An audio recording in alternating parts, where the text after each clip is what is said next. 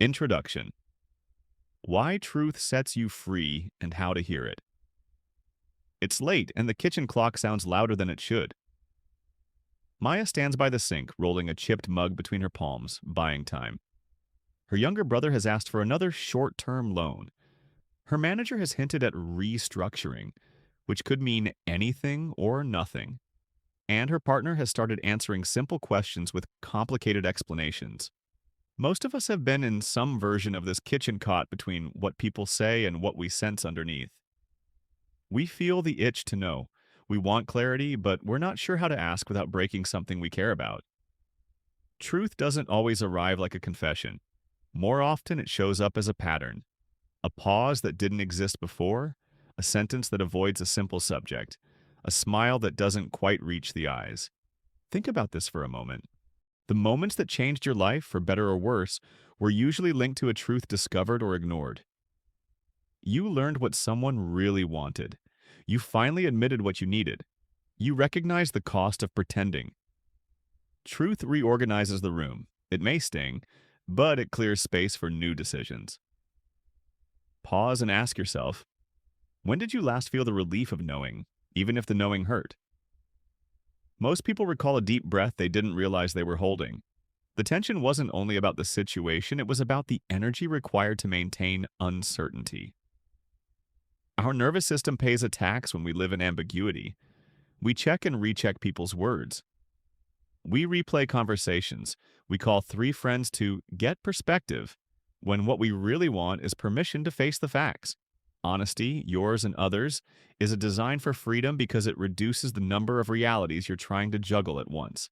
But how do you hear truth? Really hear it when life is noisy and people are complicated.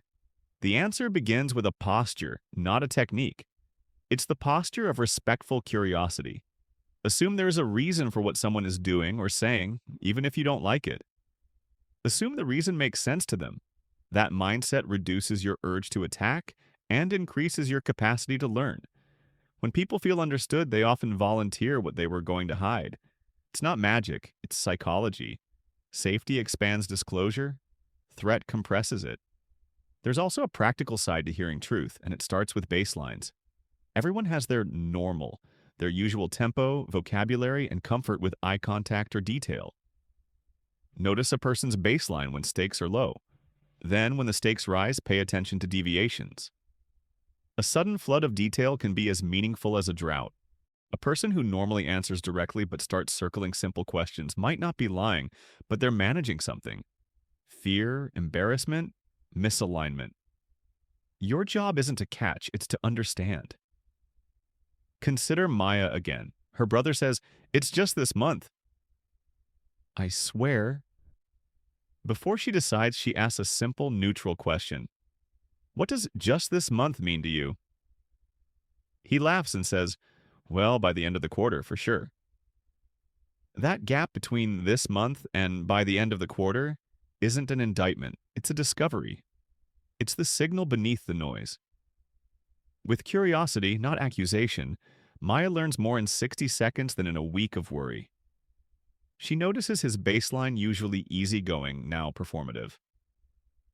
She notes the confident words paired with a fidgeting foot. She doesn't rush. The pause becomes her ally. Think about your own conversations. Do you move quickly to reassure, to fix, to smooth over discomfort? Many of us do. We confuse speed with skill. But speed often smears the truth. Slowing down, asking one clean question, letting silence do some lifting creates a surprising outcome. People keep talking. Silence, used with care, is an invitation. It communicates, I can handle whatever you say. And that matters because truth has to land somewhere.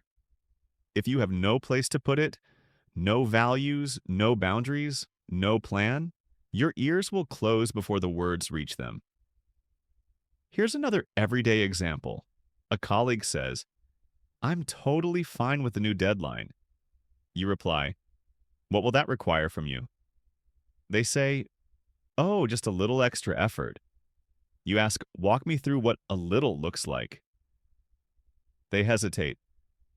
Well, a few late nights, maybe weekend work. You're not prying, you're clarifying. You're translating vague comfort into clear costs. As the picture sharpens, so does the truth. The deadline is possible, but it will extract a price the team may not want to pay. That's not conflict, that's informed collaboration. Pause and ask yourself, in the last week, where did I accept a vague answer because it felt polite?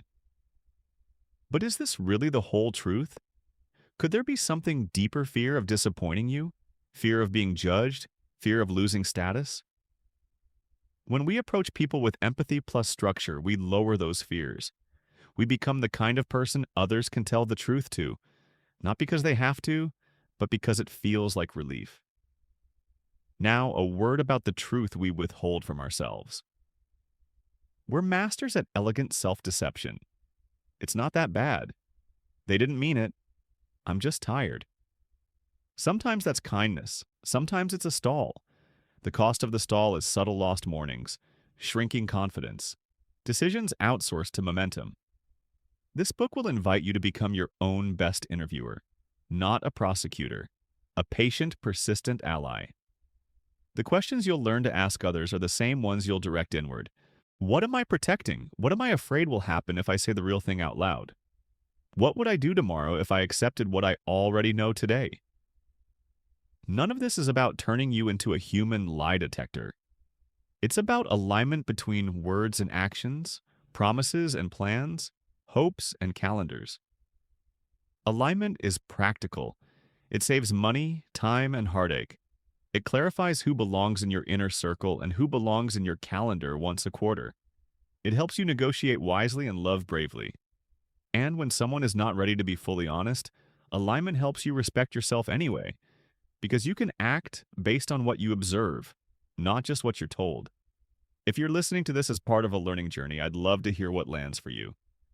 Share your thoughts in the comments, like this video, and subscribe for more. Then come back to your life and test these ideas in small ways. Ask one cleaner question today. Allow one extra beat of silence. Name one cost clearly. Notice what changes, not just in others, but in you. Before we step into Chapter 1, let's set an agreement. We'll assume most people aren't villains. We'll assume behavior makes sense in context. We'll assume your dignity matters as much as anyone else's. And we'll practice tools that respect all three: curiosity, clarity, and courage. Curiosity asks, what's really happening? Clarity says, here's what I'm seeing. Courage does the right next thing, even when it shakes. One last reflection before we begin. What freedom might become possible if you became impossible to fool? Not because you're cynical, but because you're attentive. What decisions would move faster? What relationships would heal? What opportunities would you stop talking yourself out of because you'd have the information you need? Truth won't remove all pain, but it will remove the pain of pretending. That alone returns hours to your days and strength to your spine. In the chapters ahead, you'll learn how to listen like a pro, read micro-truths without paranoia, ask questions that open locked doors, and create the safety that invites candor. You'll practice skepticism without losing heart and influence without manipulation. You'll map your own patterns and rewrite the stories that keep you small. And you'll do it in real time, in kitchens and offices and living rooms like the one you're standing in now. The kitchen clock is still ticking, but it's not as loud when you know what you're listening for. In Chapter 1, we'll meet the first person who deserves your most skillful honesty. You. That's where the signal gets clean, the choices get stronger, and the freedom you've been craving starts to take shape. Chapter 1. The first honest conversation. Meeting yourself. The morning. Theo finally told himself the truth. Nothing dramatic happened. No thunder, no fresh start playlist. He was wedged into a crowded train, guarding a coffee with a cracked lid, when a steady sentence arrived. I am not living the life I keep defending. The words didn't accuse him. They took the empty seat beside his thoughts and waited. As the city slid past the window, he felt two things at once: grief for the years he had explained away, and relief that the explaining might be over. He didn't vow to change the world by lunchtime. He simply noticed that his story and his calendar were no longer on speaking terms. Think about this for a moment. Most breakthroughs don't explode. they accumulate. They're built from tiny observations we file under later. The meeting you dread every Monday. The friendship that survives only on your effort. The goal you keep moving to next season. We don't lack signals. We lack the method and courage to read them. Your first honest conversation is not with your boss or your partner. It is with the one person you cannot leave, yourself. When you learn to question your own story with respectful curiosity, you stop burning energy defending a life you don't actually want. Start by shifting from monologue to interview. Not a pep talk, not a scolding in interview. In psychology, this is metacognition, awareness of your own thinking. Imagine you are both the patient witness and the curious interrogator. Your aim isn't to catch yourself in a lie, it's to surface what is already true. Baseline matters here. Just as every person has a usual pace and tone in conversation, you have a typical inner voice. On calm days, it is efficient and candid. On avoidant days, it over-explains, bargains, or changes the subject. Learn your baseline when nothing is at stake. Then you can spot the deviations when everything is. Use 4 clean questions as your script. First, what is happening exactly? Not what you fear or hope, what is observable. I've skipped my annual checkup for 2 years. I haven't told my partner I'm unhappy with our weekends. I check my phone before I stand up. Specifics anchor truth. Vagueness protects stories. Second, what am I feeling specifically? Many of us confuse fatigue with sadness, stress with fear, boredom with hopelessness. A small vocabulary, sad, mad, glad, afraid, ashamed, reduces the urge to invent a story to match a mood. When you can name it, you can negotiate with it. Third, what am I doing that keeps this in place? Not what others are doing. What patterns of yours maintain the current reality? Maybe you say yes too quickly and resent it later. Maybe you delay uncomfortable conversations until the consequences multiply. Personal responsibility isn't blame. It's leverage. If you are part of the mechanism, you can adjust the machine. Fourth, what small experiment would reveal more truth? An experiment is a reversible action that produces data. Email the doctor with a 2-sentence reply. Ask your partner for one different plan next Saturday. Put the phone in another room for 2 mornings. You are not committing to a new identity.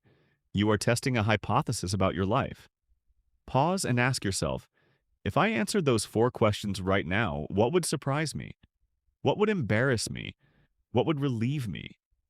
Expect resistance. It's a compass pointing to the door you need to open. And expect doubt, the intelligent kind that protects you from simplistic answers. But is this really the whole truth? Could there be something deeper? Often, yes. Beneath procrastination lives fear of disapproval. Beneath endless busyness lives fear of being ordinary. Your brain has a standing order to protect you from social pain, so pair honesty with care. Tell yourself, I can handle what I learn, and design the next step accordingly. If the truth is big, make the steps small. Courage and calibration can travel together. Theo tried this on a Tuesday. He didn't quit or announce a reinvention. He ran an experiment. List the 3 tasks he avoided most and do them first for 1 week. He discovered it wasn't those tasks that drained him. It was the low-grade dread of postponing them. When they were done early, energy returned for projects he actually cared about. The conversation shifted from, I hate my job, to, I spend my best hours avoiding my worst tasks. That is a better truth because you can do something about it. He asked his manager for 20 minutes each morning without meetings to clear those items. The request was modest. The effect was big. His afternoon stopped feeling like triage. He didn't love every part of the role afterward, but he trusted himself more, and that changed everything. Here are 3 everyday applications. If you keep saying you don't have time to exercise, write down how you spend the first 30 minutes after waking and the last 30 before bed. Don't judge, just log. The truth of your time will challenge the story of your time. If a friend leaves you anxious after every hangout, run the empathy test. What need of mine am I outsourcing to this person? Validation, distraction, a familiar chaos.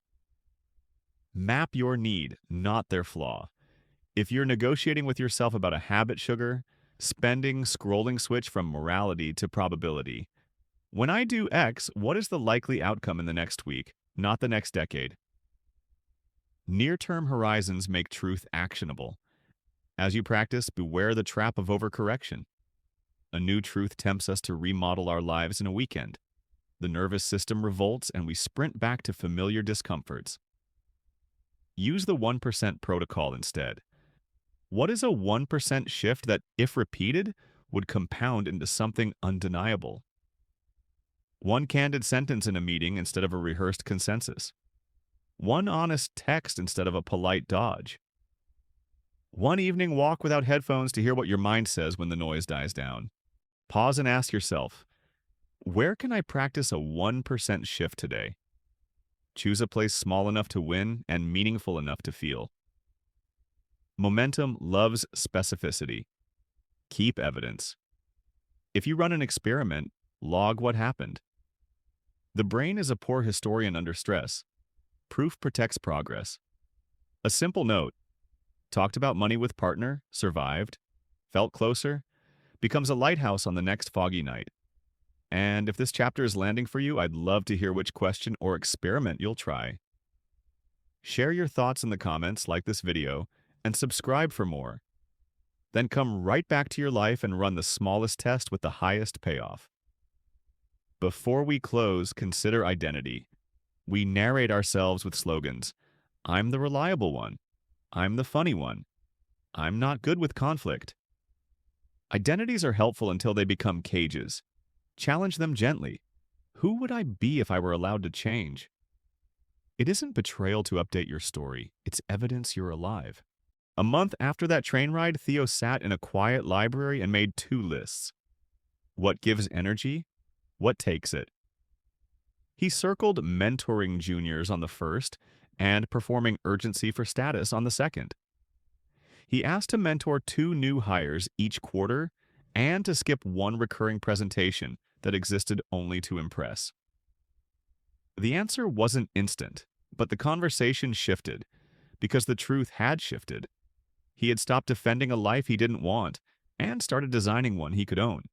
We'll carry this posture forward. In the next chapter, you'll learn to listen to others with the same respectful precision you've just offered yourself.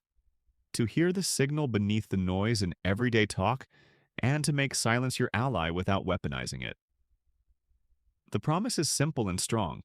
As your listening improves, your freedom expands. That's a truth worth testing tomorrow morning.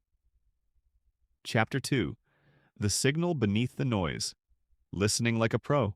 On Tuesday afternoon, the conference room smelled like markers and cold coffee. Omar sat 2 chairs from the whiteboard as his teammate Ben pitched a revised timeline. Ben talked quickly, sentences stacked like boxes, each full of detail but somehow light.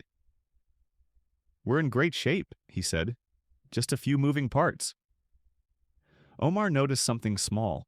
Every time Ben said, "Great," he glanced at the door as if checking for an exit. The words were upbeat. The body wanted to leave. Think about this for a moment. Most of what people communicate never passes through their vocabulary. It travels in pace, emphasis, and the choices they make with detail. Listening like a pro means you don't chase every word. You track the system. You're not a detective with a flashlight, you're a lighthouse. You hold steady, and the truth reveals itself as people move in your light. This is not mystical. It's what your brain is already doing, refined by intention. Here's the psychology in plain terms. Under load stress, guilt, fear, people have fewer mental resources. That scarcity shows up as leaks and lags. Leaks are unneeded specifics or sudden vagueness that doesn't match the moment. Lags are delays, long pauses before simple answers. Detours around a direct yes or no. Baseline matters. A naturally slow speaker who pauses is not a lag. That's normal. A normally crisp speaker who suddenly needs a novel to answer, "Can you make Friday?" That is a change worth exploring gently. Your first tool is attention, which sounds obvious until you try it. Real attention is rare. We listen to reply, to fix, to prove we belong. Pro-level listening relaxes those agendas and watches for patterns. 3 patterns matter most: alignment, proportion, and movement. Alignment asks, do the pieces agree? If someone says they're excited, yet their voice flattens and their shoulders collapse, something is misaligned. Proportion asks, does the emotion fit the story? A tiny issue with huge intensity or a huge issue with zero concern invites curiosity. Movement asks, as we talk, do we move toward clarity or away from it? Back in the conference room, Omar noticed misalignment. Ben's words promised ease. His behavior promised hurry. Omar didn't pounce. He used the gentlest lever, a clean, neutral question. What needs the most help to make Friday? Ben blinked, then smiled. Nothing major. Omar waited. The silence wasn't punishment, it was space. After a beat, Ben added, okay, 2 vendor files are late. There it was, the signal beneath the noise. Not a lie exposed, but a pressure named. Now the team could act on the real thing instead of the shiny version. Pause and ask yourself, where in your week did someone give you a shiny version? What was the signal you almost heard? The detour, the mismatch, the speed? But is this really the whole truth? Could there be something deeper? Often, yes. Mismatch can mean deception, but more often it means conflict. I want to be competent and I'm overwhelmed. I want to please you and I can't deliver. When you treat these moments as normal human friction instead of moral failure, people offer you more truth, not less. Let's make this practical with a simple loop you can run in any conversation. Notice, name, narrow.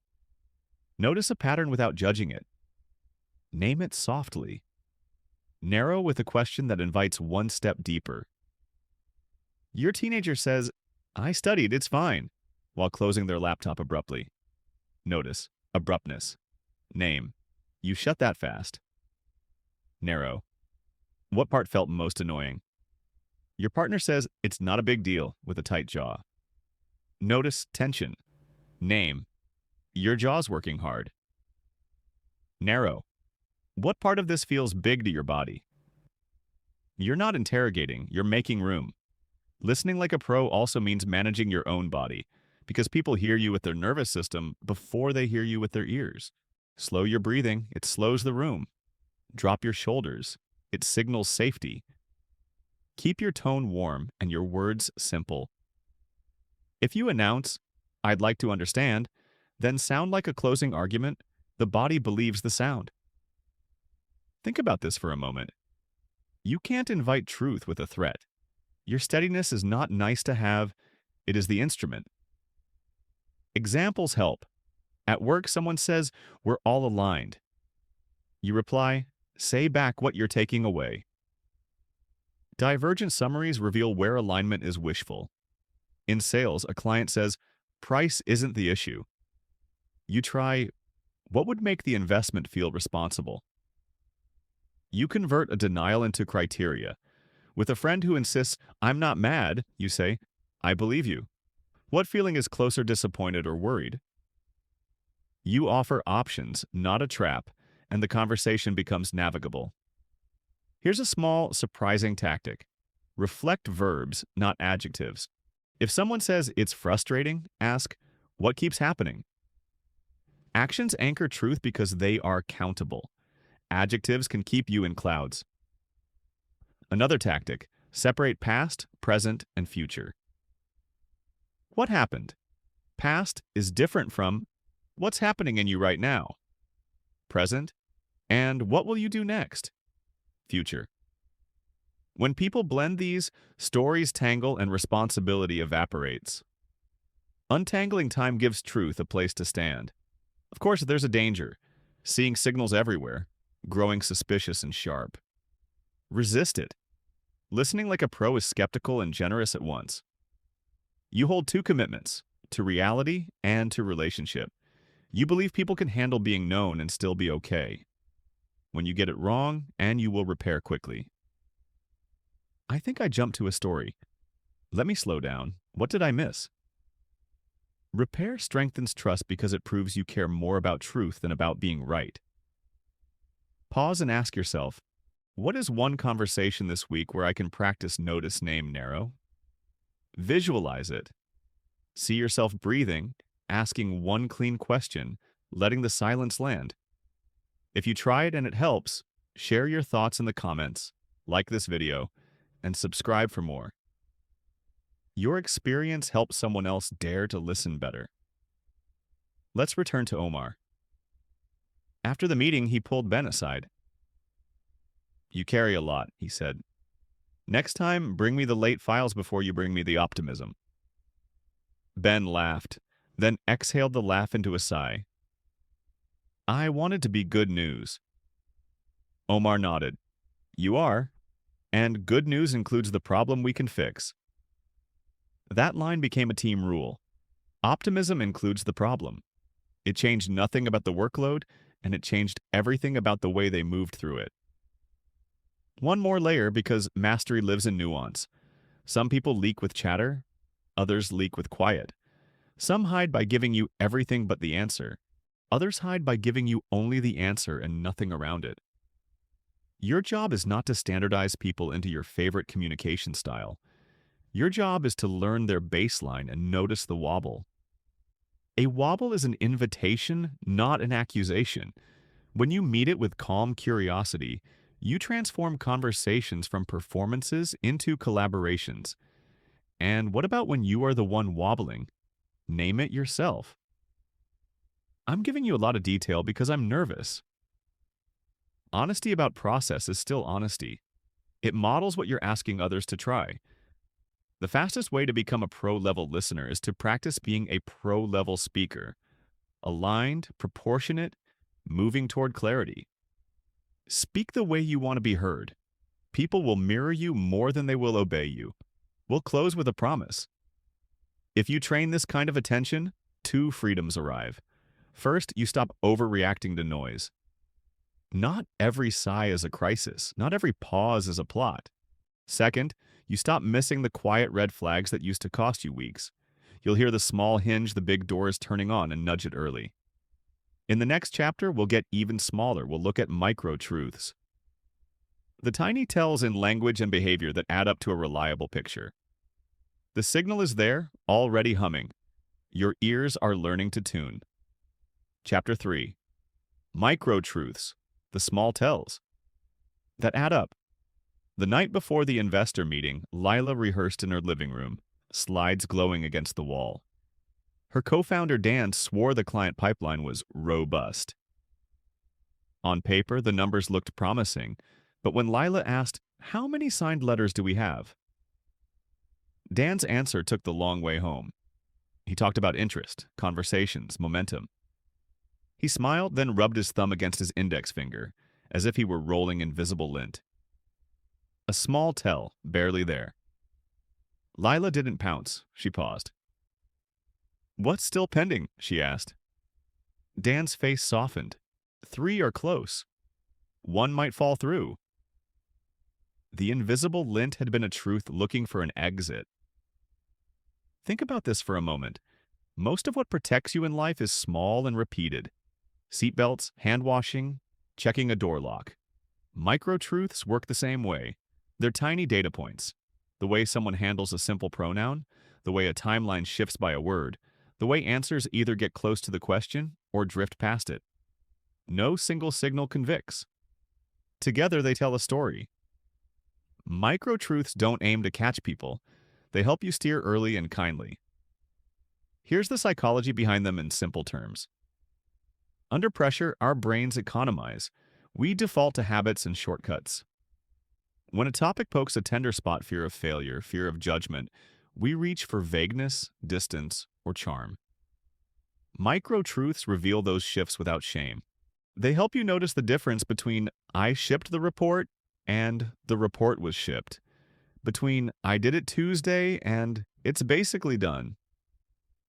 Passive voice and fuzzy time aren't sins, they're breadcrumbs. Your job is to follow them without turning breakfast into a trial. Start with 3 categories you can hear today: pronouns, time, and proximity to the question. Pronouns reveal ownership. We decided can mean, I don't want to be alone with this choice. They want can mask, I want. When a person takes responsibility, pronouns get close. I told them. When they fear the weight of a decision, pronouns back away. It was communicated. Time reveals commitment. By Friday is different from around Friday or in the next few days. People who are aligned with a plan will choose time that lands. People who aren't will choose time that floats. Proximity reveals clarity. If you ask, did you send the refund? And the answer is, customer happiness is a top priority. You have a postcard, not a map.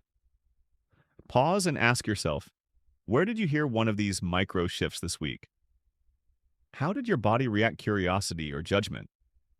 But is this really the whole truth? Could there be something deeper? Often, yes. A person may be using distance language because they're scared you'll blame them, or because they're blaming themselves already. When you meet micro-truths with empathy, you turn signals into conversations, not confrontations. Let's ground this with everyday scenes. Your teenager says, homework is basically done. You reply, what does basically mean? Finished or 15 minutes left? That question doesn't accuse, it translates. Your manager says, we should be good for next quarter. You ask which parts are already locked and which are still assumptions. You separate facts from forecasts. A friend says, we've been talking. You try, who is we? You bring the pronoun into focus, not to trap them, but to name the real players. Another micro-truth lives in the terrain of detail. People under pressure either flood you with specifics or drain them out entirely. Flooding can be a distractor. I spoke with Angela at 2:13 p.m. The sky was gray, she had a green mug. Draining can be a shield. Things happened. Baseline matters. If someone is normally specific and goes vague, pay attention. If they're usually big picture and suddenly give you a phone book, pay attention. When you notice the shift, use gentle narrowing. That's a lot of context. What's the one piece you want me to carry? Or, I'm missing the specifics. What exactly was promised? Micro-truths also show up in how people handle a yes or no. A clean yes is short and lands. Yes, I sent it. A managed yes circles and stalls.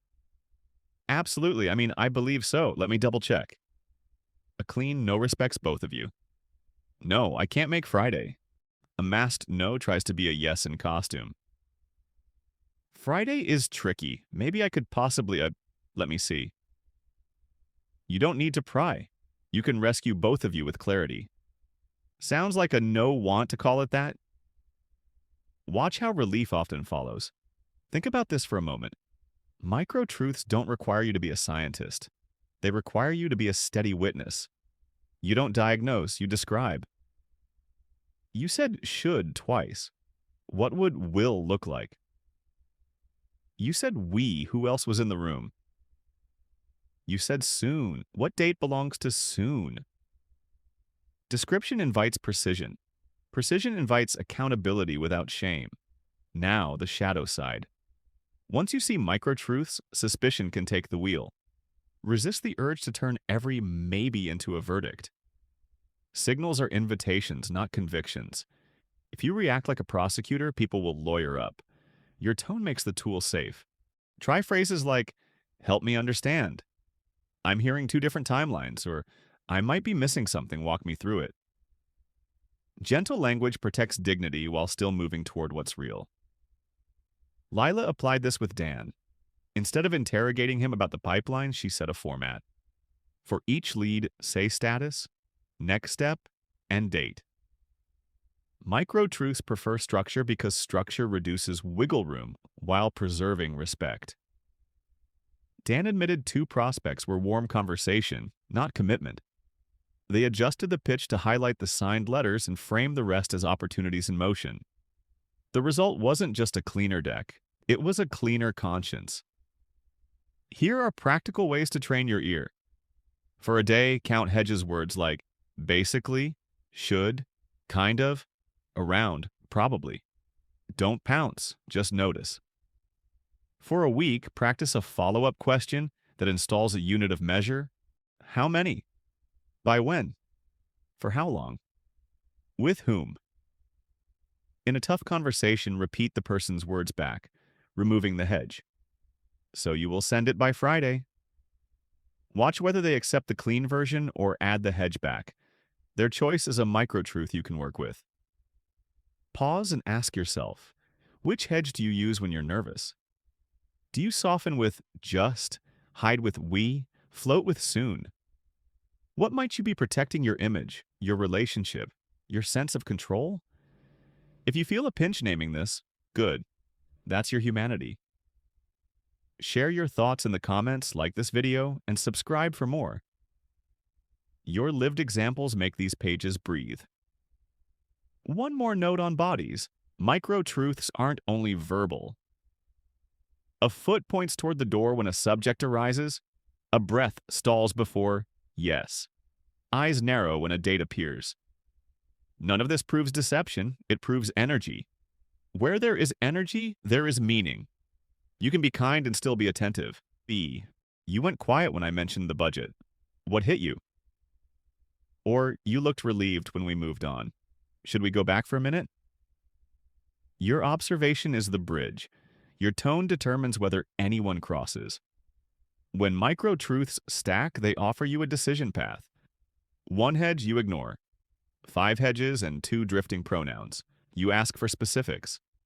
A week of specifics that never arrive, you adjust plans. This is not cynicism. It is stewardship of your time and trust. You act on the pattern, not the promise. We'll close with a curiosity that points forward. Micro-truths show you where the story is bending. Chapter 4 will explore the story itself. The narratives we sell ourselves to feel safe, worthy, or certain. What if the most persuasive micro-truths are the ones inside your own language? What if the distance you hear in others lives in you too? In the next chapter, we'll open that door, not to accuse you, but to offer the relief that comes when your words and your inner world shake hands. Chapter 4. The stories we sell. Ourselves. On a rainy Thursday, Elena sat in her parked car outside the office, windshield wipers drawing neat parentheses around her thoughts. She told herself a familiar story. I can't change teams now. They need me. The quarter is too busy. The new manager wouldn't understand my role. It was a story she had refined over months, polished like a stone in her pocket. As she watched the door where smokers took their 5-minute break, she imagined them saying her name with gratitude. Elena saved the launch. Elena kept the lights on. The pictures were vivid and comforting. They were also outdated. The real truth was quieter. Elena had an offer on her desk and a stomach ache every Sunday night. Think about this for a moment. Humans don't live in raw data. We live in narratives. Our brain strings facts into a plot so we can choose what to do next without drowning in options. Stories are efficient. They're also sticky. When a story protects our identity good employee, loyal friend, patient partner, we cling to it even when the evidence has wandered off. We aren't lying. We're preserving a version of ourselves that has kept us safe so far. Here's the psychology in friendly terms. When facts conflict with our chosen story, we feel cognitive dissonance and internal friction, like a shoe that doesn't fit. To reduce that discomfort, the mind uses shortcuts. Confirmation bias, spotting the data that agrees and ignoring the rest. Self-justification, explaining decisions as wiser than they were. And identity protection, defending the tribe, even if tribe is just the image we have of ourselves.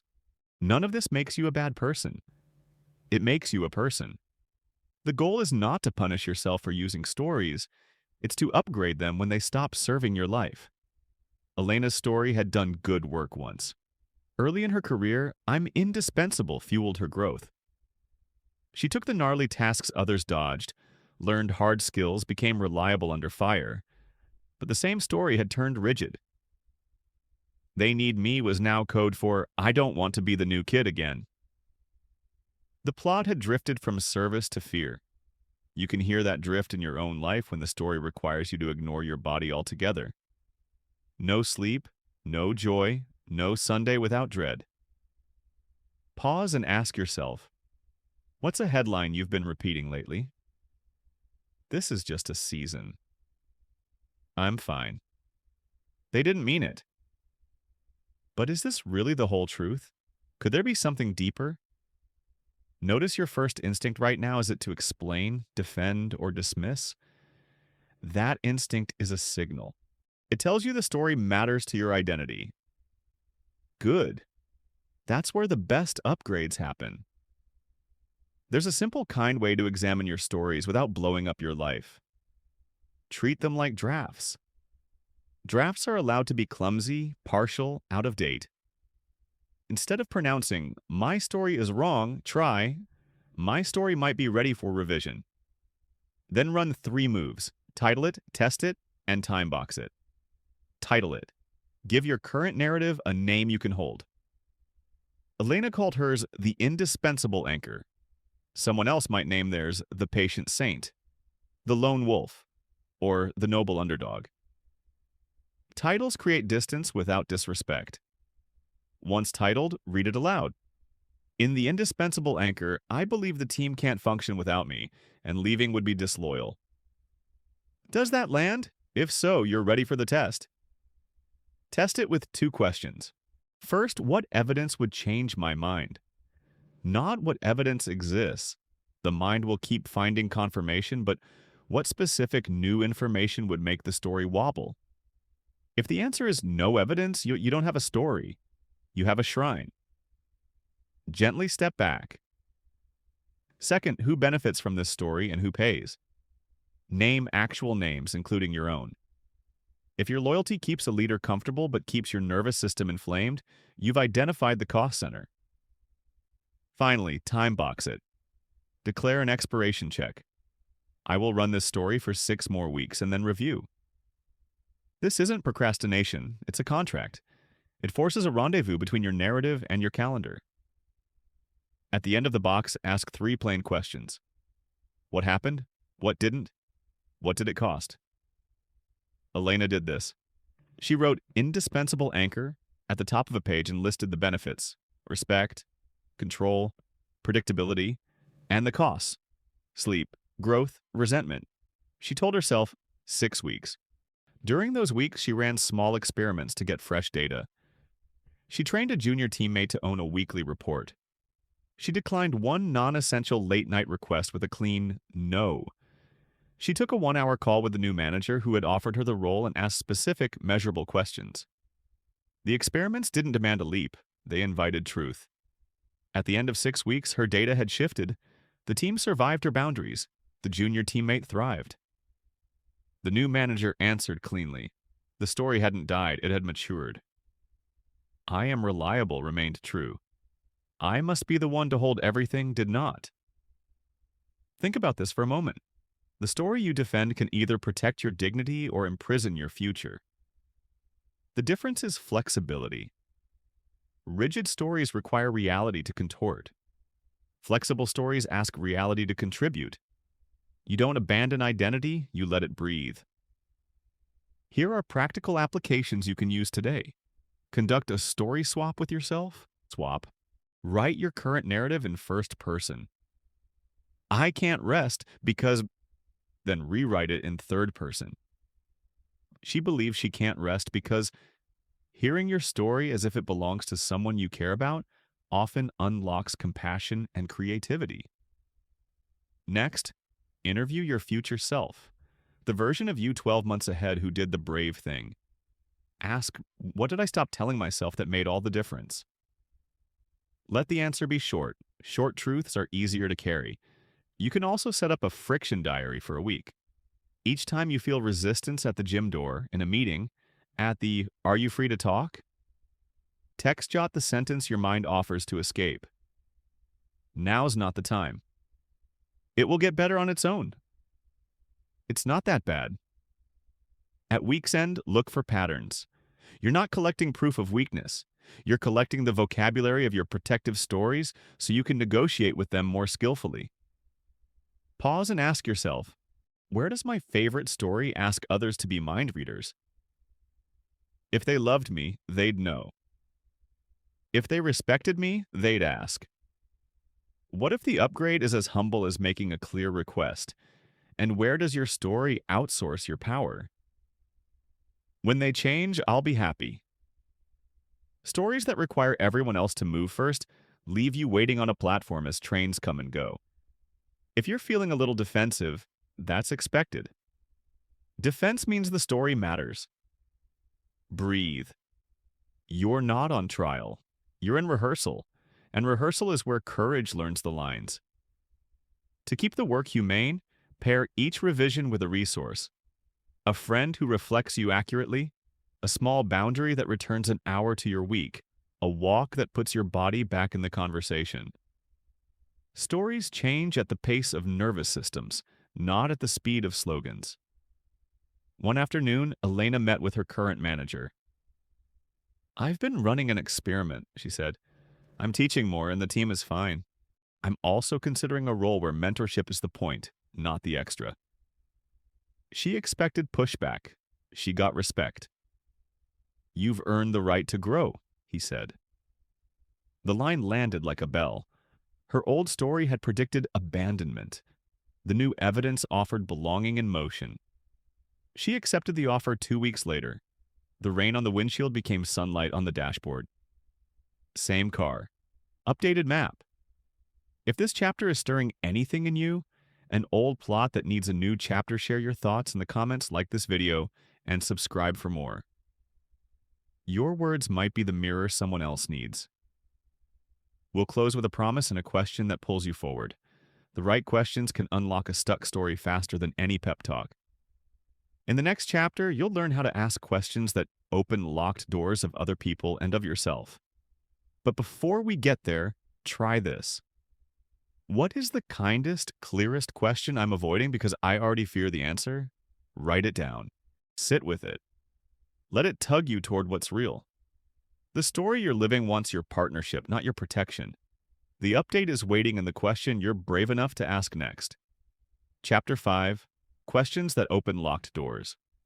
On the drive home from her father's rehab intake, Jessa gripped the steering wheel until her fingers ached.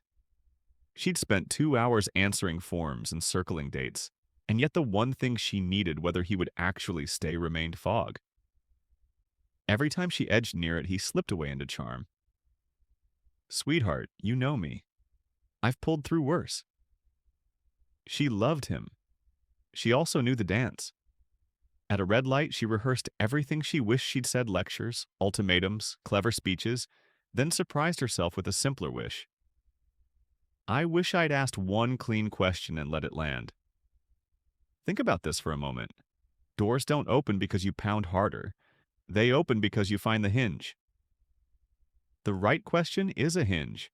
It turns attention toward what matters without triggering the need to defend a story.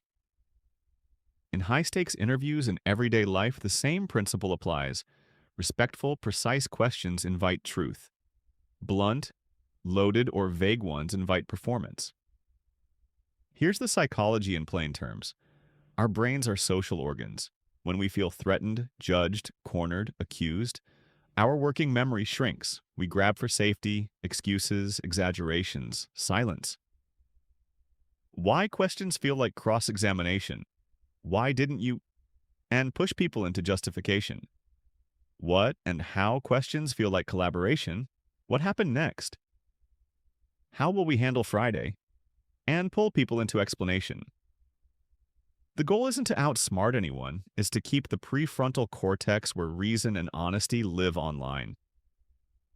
Questions are not just words, they are nervous system events. Let's give you a simple tool you can carry anywhere, the DOOR sequence: define, observe, orient, request. Define the topic with one neutral line. I want to understand your plan for staying. Observe a specific signal. You said you're committed and you changed the subject when dates came up. Orient to a measurable unit. What does committed mean in days? Request the next step. What's your first week look like? Meetings, calls, curfew? One breath at a time, you move from fog to calendar. Pause and ask yourself, When have I asked 3 questions at once and then felt frustrated by the waffle answer? But is this really the whole truth? Could there be something deeper? Often our multi-part questions betray our anxiety. We try to pad the impact and end up giving the other person 5 exits. Clean questions cut exits without cutting dignity. Here are 6 question types that open locked doors without kicking them. First, timeline questions. What happened first, then what? Timeline untangles story from spin. In a work setting, when did the vendor confirm and when did they slip? In a relationship, when did this start feeling off for you, last week or months ago? Timelines create an agreed-upon backbone. From there, you can attach meaning. Second, definition questions. Many conflicts are dictionary problems. What does soon mean to you?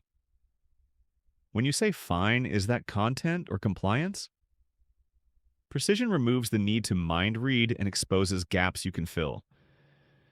Third, counterfactual questions.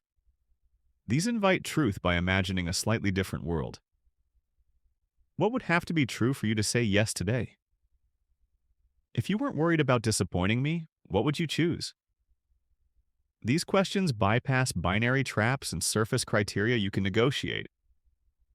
Fourth, range questions.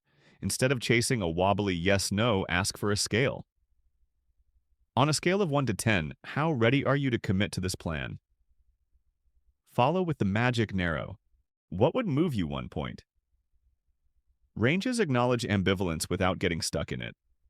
Fifth, constraint questions. Every plan has a limiting factor. What's the bottleneck? What would break first? Constraints sound negative, they're actually generous. They rescue people from the pressure to promise a miracle and let them tell you where help belongs. Sixth, permission questions. Can I ask you something direct? Are you open to exploring a harder angle? Permission lowers defenses because it honors choice. People tell more truth when they feel they can say no to the question itself. Jessa tried again the next day. She sat across from her father at the kitchen table, a pot of spaghetti between them. She breathed until her voice slowed. I want to understand your plan for staying. He opened his mouth to charm. She continued gently. Yesterday, when dates came up, we changed the subject. What does committed mean in days? He stared at his fork, then said, 30. She nodded. On a scale of 1 to 10, how ready are you for 30? He shrugged. 7. She didn't jump to speech. What would move you to an 8? He sighed. If your Aunt Nora could take my calls, I won't call you when I'm ashamed.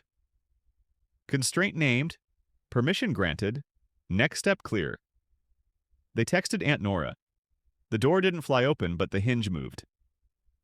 Think about this for a moment. The question that works is usually shorter than your fear. Keep it single issue. Avoid adjectives that load the answer, honestly, really, finally. Avoid compound questions. If you hear and in your sentence, you probably have 2 questions. Ask one, then let silence do its work. Silence is the breath where truth decides whether it can come out. In the office, questions can protect relationships and results at once. Your teammate says, we're on track. You try, what are the 3 tasks that would prove that by tomorrow at noon? Your client says, budget is tight. You respond, what number would make this feel responsible? A new boss says, I value transparency. You ask, great, what's a time someone told you something hard and it went well? You're not challenging their character. You're converting values into evidence. At home, questions invite intimacy without pressure. Your partner says, work was a lot. You ask, what was the part that stuck to you after you left? Your teenager says, it's fine. You offer a range. 0 to 10, how much do you want advice versus just company? If they say 2, honor it. When people feel their autonomy is real, they share more freely later. Pause and ask yourself, which type timeline, definition, counterfactual, range, constraint, permission would change one conversation on your calendar? Choose it now. Script one line. Practice it once out loud so your mouth knows the shape. If this chapter is giving you courage, share your thoughts in the comments, like this video, and subscribe for more. Your stories teach the rest of us how these tools land in real kitchens and conference rooms. A word about self-questioning, because locked doors live inside too. Replace "why am I like this" with "what happens right before I do this?" Replace "what's wrong with me" with "what am I trying to protect?" Replace "how do I fix everything" with "what is the next smallest action that gathers data?" Those shifts guard your dignity while still moving you forward. The interviewer you're becoming with others should be the ally you are with yourself. There is a shadow to manage, using questions as weapons. A rapid-fire barrage, a sarcastic "really?" A mock courtroom tone. These close the door you're trying to open. Keep your face kind, your pace slow, your language simple. If you overstep, repair plainly. That came out sharp. Let me try again. Repair is itself a door opener because it proves your goal is truth, not victory. We'll close where we began, with Jessa in the car. She didn't become a savior. She became a steady hinge finder. Some days her father answered. Some days he dodged. Her questions kept returning them to the real thing. Dates, calls, rides, cravings. And when she felt the urge to fill the silence with speeches, she held the steering wheel and counted her breath. Doors take time. Hinges move 1 degree at a time. In the next chapter, we'll explore the power that makes these questions work even when words fail. The pause. How do you create space that invites honesty without turning silence into pressure? How do you keep a room safe enough that truth can breathe? The skill is quieter than you think and stronger than it looks. Chapter 6. The Power of the Pause. Creating Space for Clarity. The hallway outside the mediation room was too bright, like the world had turned up its volume. Tamsin pressed her palms to the cool glass and rehearsed what she would say to her co-founder, Eli. Their company was profitable, but their partnership was not. Every meeting felt like a tug of war over who cared more. Today, they'd hired a neutral facilitator. 10 minutes in, Eli launched into a well-practiced list. Projections, priorities, principles. Tamsin felt the familiar heat rise. She almost jumped in, almost. Then the facilitator did something strange. He held up his hand and said, "Let's take 30 seconds." No one talk. He looked at his watch. Silence. At 14 seconds, Eli's shoulders dropped. At 22, Tamsin's jaw unclenched. At 30, the room felt wider. When they spoke again, the contest had lost oxygen. The pause had returned them to themselves. Think about this for a moment.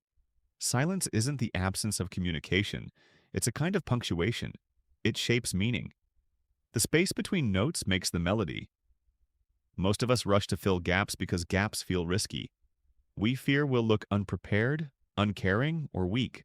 Yet the pause used with respect does the opposite. It signals steadiness.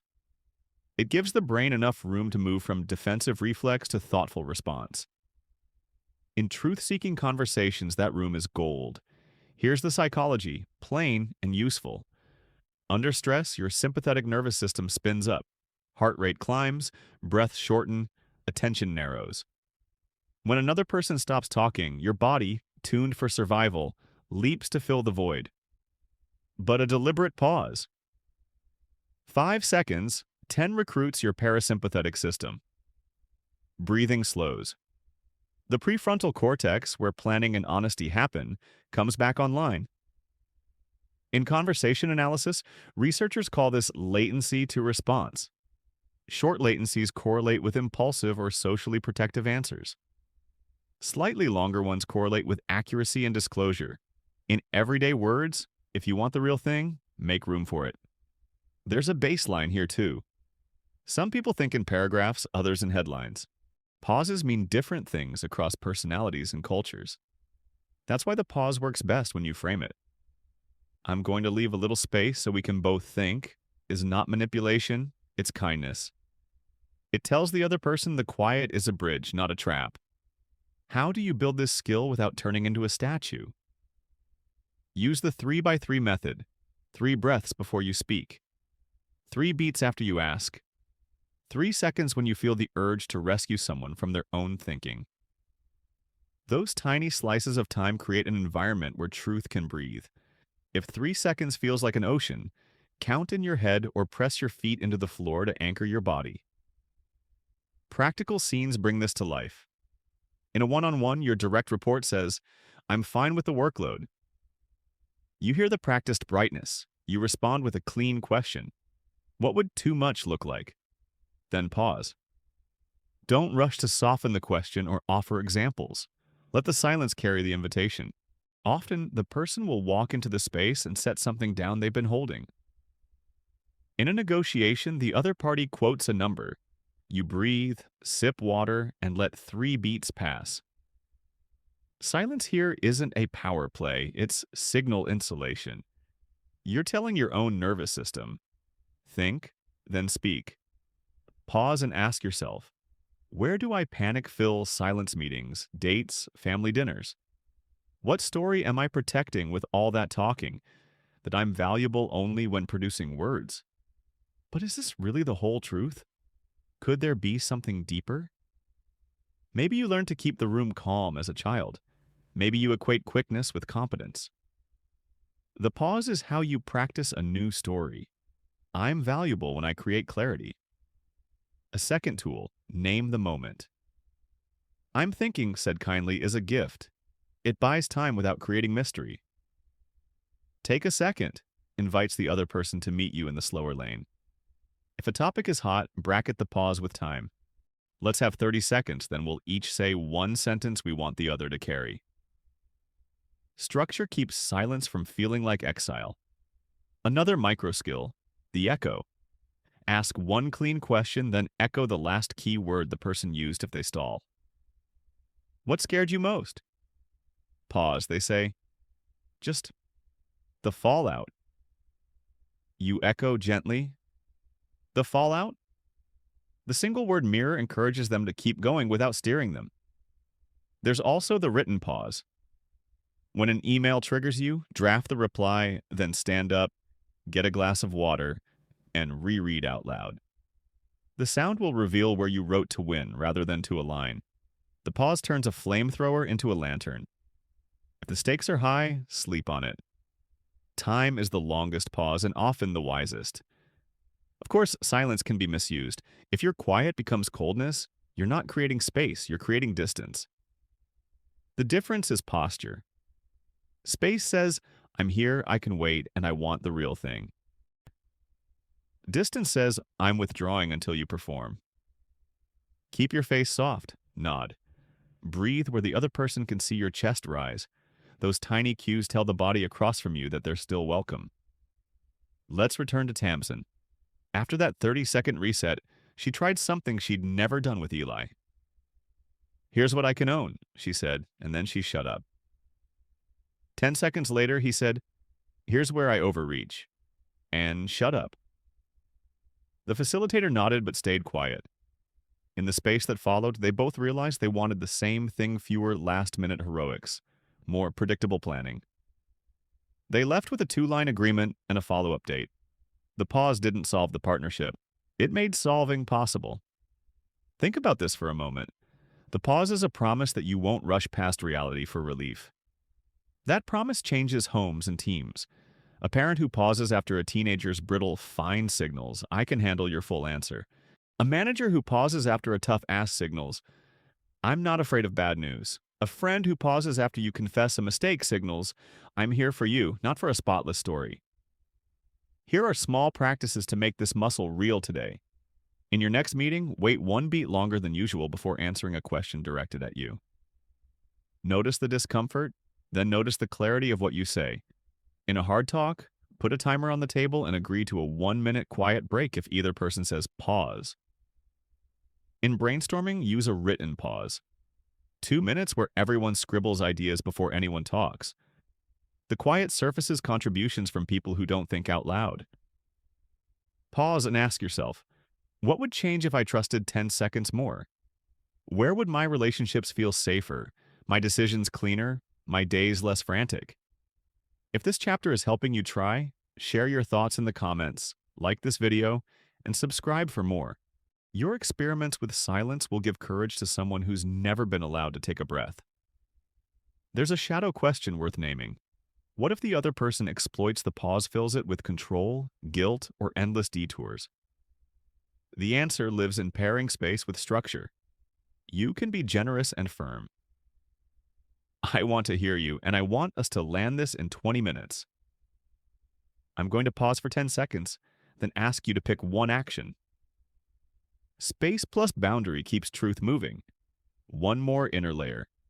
Offer the pause to yourself. Before you say yes, count to 5. Before you defend yourself, count to 5. Before you doom scroll, count to 5 and ask, what do I actually need? The pause is not empty, it is full of choice.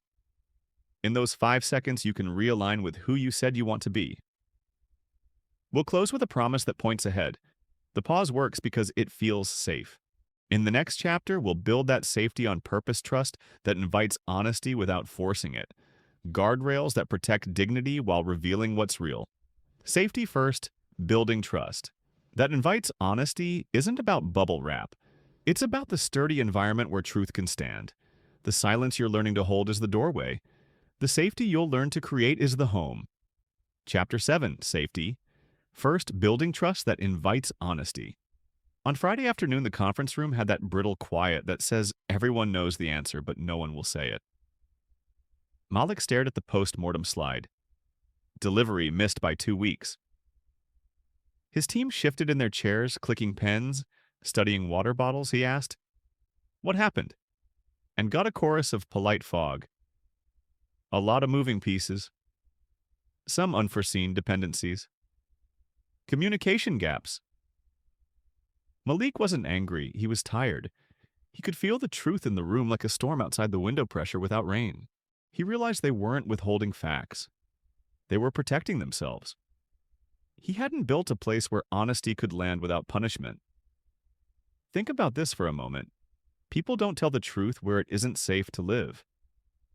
We like to imagine honesty as a moral switch on or off. In real life, it's a nervous system event. When the body senses threat, blame, shame, humiliation, it narrows. The prefrontal cortex, where planning and language live, dims. We go fast or silent. We defend the story that keeps us in the tribe. Safety isn't coddling, it's the oxygen. Truth needs to burn clean. Here's the psychology in friendly terms. Your brain is constantly running a forecast. If I say this, what happens next? If the forecast predicts disproportionate consequences, disclosure shrinks. If it predicts curiosity and proportion, disclosure grows. In practice, safety has 3 pillars. Predictability, I have a sense of how this will go. Permission, I'm invited to speak. And proportion, the response will match the reality, not the worst-case story. Build those, and honesty has somewhere to sit. Malik decided to try again. He closed his laptop and said, "Before we talk tasks, I need to own something. I've made these meetings into tests. I want this one to be a tool." He drew 3 short sentences on the whiteboard. No ambushes, no autopsies without anesthesia, no surprises after this room. Then he added, "Let's pause 60 seconds. Think of one sentence. What did you see that I didn't?" Silence. At 40 seconds, Lena said, "Vendors slipped, but I sat on the email because I didn't want to be the problem again." Malik nodded. "Thank you." He kept his voice level. "What would have made it safer to tell me the day you knew?" She exhaled. "If we had a rule for early bad news that wasn't a personal strike." A door cracked open. Pause and ask yourself, where in your life do people perform reassurance instead of telling you what you need to hear? What forecast have you trained them to run? But is this really the whole truth? Could there be something deeper, like your own fear that if you soften your reaction, the standard will slip? Safety and standards are not enemies. In fact, safety is what allows high standards to be named and met. Let's make this concrete with practices you can try today, at work and at home. First, pre-brief the hard talk. A simple email or sentence lowers threat. Tomorrow I want to understand what blocked us, agree on 3 fixes, and leave at 4:30. Predictability calms bodies. People disclose more when they know the edges of the conversation. Second, separate discovery from decision. Say, for the next 15 minutes, no solutions, only facts. Then, now 5 minutes of feelings, what it cost. Finally, now decisions, one next step each. When you mix those phases, truth competes with fixing and loses. Third, practice proportionate response. If someone admits a small miss, don't respond with a big speech. Keep consequence matched to size. Thanks for flagging. Let's adjust the checklist. Lands differently than, how could this happen? Proportion trains future honesty. Fourth, install a right to correct the record. If you remember something later, you can add it without penalty by tomorrow noon. This turns your memory into an ally, not a trap. Fifth, create a first truth discount. Early, unprompted disclosure receives a lighter consequence and a lot of gratitude. You brought this up before I found it. That matters. You're not eliminating accountability, you're rewarding integrity. At home, safety looks like containers. Money talk spirals? Create 2 truths and a request once a week. Each person shares 2 facts and 1 request with a 20-minute time cap. No character diagnoses, only behaviors and plans. Your teenager lies about curfew? Add a "come home and we talk" clause. The consequence for honesty at midnight is lighter than the consequence for a lie at 12:15. Again, proportion, not punishment, as theater. There's also the micro skill of previewing your questions. I'm going to ask 2 direct things about Friday, then listen. When people know what's coming, their amygdala doesn't flood the conversation. Permission lowers the gate. And don't forget the body. Safety is physical. Sit at a diagonal, not head-on, for hot topics. Keep your shoulders dropped. Soften your tone and simplify your words. If you feel heat in your chest, name it, "I'm worked up." I'm going to take 10 seconds. That honesty about your own state is contagious. It tells the room, big feelings are allowed. Big reactions are on a leash. Malik installed a simple ritual, a learning log. Every Friday, each person listed 1 decision that helped and 1 that hurt, plus 1 pre-warning they wished they'd given earlier. 5 minutes, no defense, no debate. Patterns surfaced without drama. Reliance on 1 vendor, a sloppy handoff, a habit of last-minute heroics. Because the log was weekly and small, it felt safe. When a real miss happened, they had muscle memory. The forecast changed from blame storm to repair shop. Think about this for a moment. Safety without boundaries is mush. Boundaries without safety are brittle. The sweet spot is care with edges. Try this sentence at work. I'm on your side and I need the truth faster. Try this at home. I love you and I can only talk about this for 30 minutes tonight. The "and" matters. It holds both dignity and direction. Now, a harder truth. Sometimes you build safety and the other person still withholds. Not everyone is ready. Not every relationship is healthy. Safety includes clarity about limits. I'm willing to keep working together if we can agree on early warnings. I'm not willing to continue with surprises. I'm here for the truth, even if it's hard. I'm not available for cycles of denial. Safety is not endless accommodation. It is a respectful environment where reality is the ticket to stay. Pause and ask yourself, what 1 behavior of mine makes honesty feel expensive for others? Sarcasm, instant solutions, keeping score? What would it look like to retire that habit for a week and replace it with 1 clean thank you when someone brings me a hard fact? And inside you, which promise could you keep with yourself this week to rebuild self-trust, something small and observable like walking 10 minutes, sending 1 honest email, or going to bed on time? Trust grows where promises are kept, even tiny ones. If this chapter is giving you tools you can use, share your thoughts in the comments, like this video, and subscribe for more. Tell us one safety practice you'll try. Pre-brief, proportionate response, the right to correct the record. Your experiment might be exactly what another listener needs. Return to Malik for a moment. A month later, another slip appeared on a timeline. This time, Lena pinged him the same day with 3 bullets. What happened, what she'd tried, what she needed. Malik replied with 2. Thank you, next step. The miss still cost them work, but it didn't cost them trust. The room stayed oxygenated. That's the quiet win of safety. Problems surface sooner, pain shrinks, and loyalty grows around reality, not performance. We'll close with a promise that pulls you forward. When safety is real, conflict doesn't disappear and it becomes useful. In the next chapter, we'll step into the friction on purpose, how to turn disagreement into insight without burning the bridge you're standing on. What if the argument you're dreading is the doorway to the clarity you need? The pause has taught you to breathe. Safety has given you a room to stand in. Now we'll learn how to work the storm so it waters the ground instead of washing you away. Chapter 8. When Words and Worlds Collide. Turning Conflict into Insight. The product review had a pulse of its own. Priya paced the glass wall with a pen in her hand. Marco sat forward, elbows on the table like a boxer on the ropes.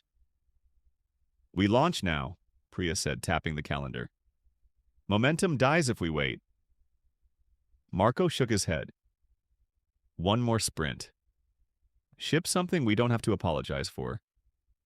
Around them, the team froze. The disagreement wasn't new, but today the room felt brittle. Every sentence arrived like a suitcase dropped too hard.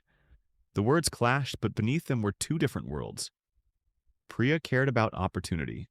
Marco cared about reputation. Both were right. Neither could hear the other. Think about this for a moment. Conflict is not a fire to avoid. It's heat you can cook with. When handled well, it gives you information you could not get any other way, what people value, fear, and need when the stakes rise. We usually fight about the plan and miss the picture. The plan is what to do. The picture is how reality looks from where each person stands. If you can see the picture, the plan gets easier. Here's the psychology in plain terms. Under stress, we collapse a person into a single trait: stubborn, reckless, controlling. It's called the fundamental attribution error.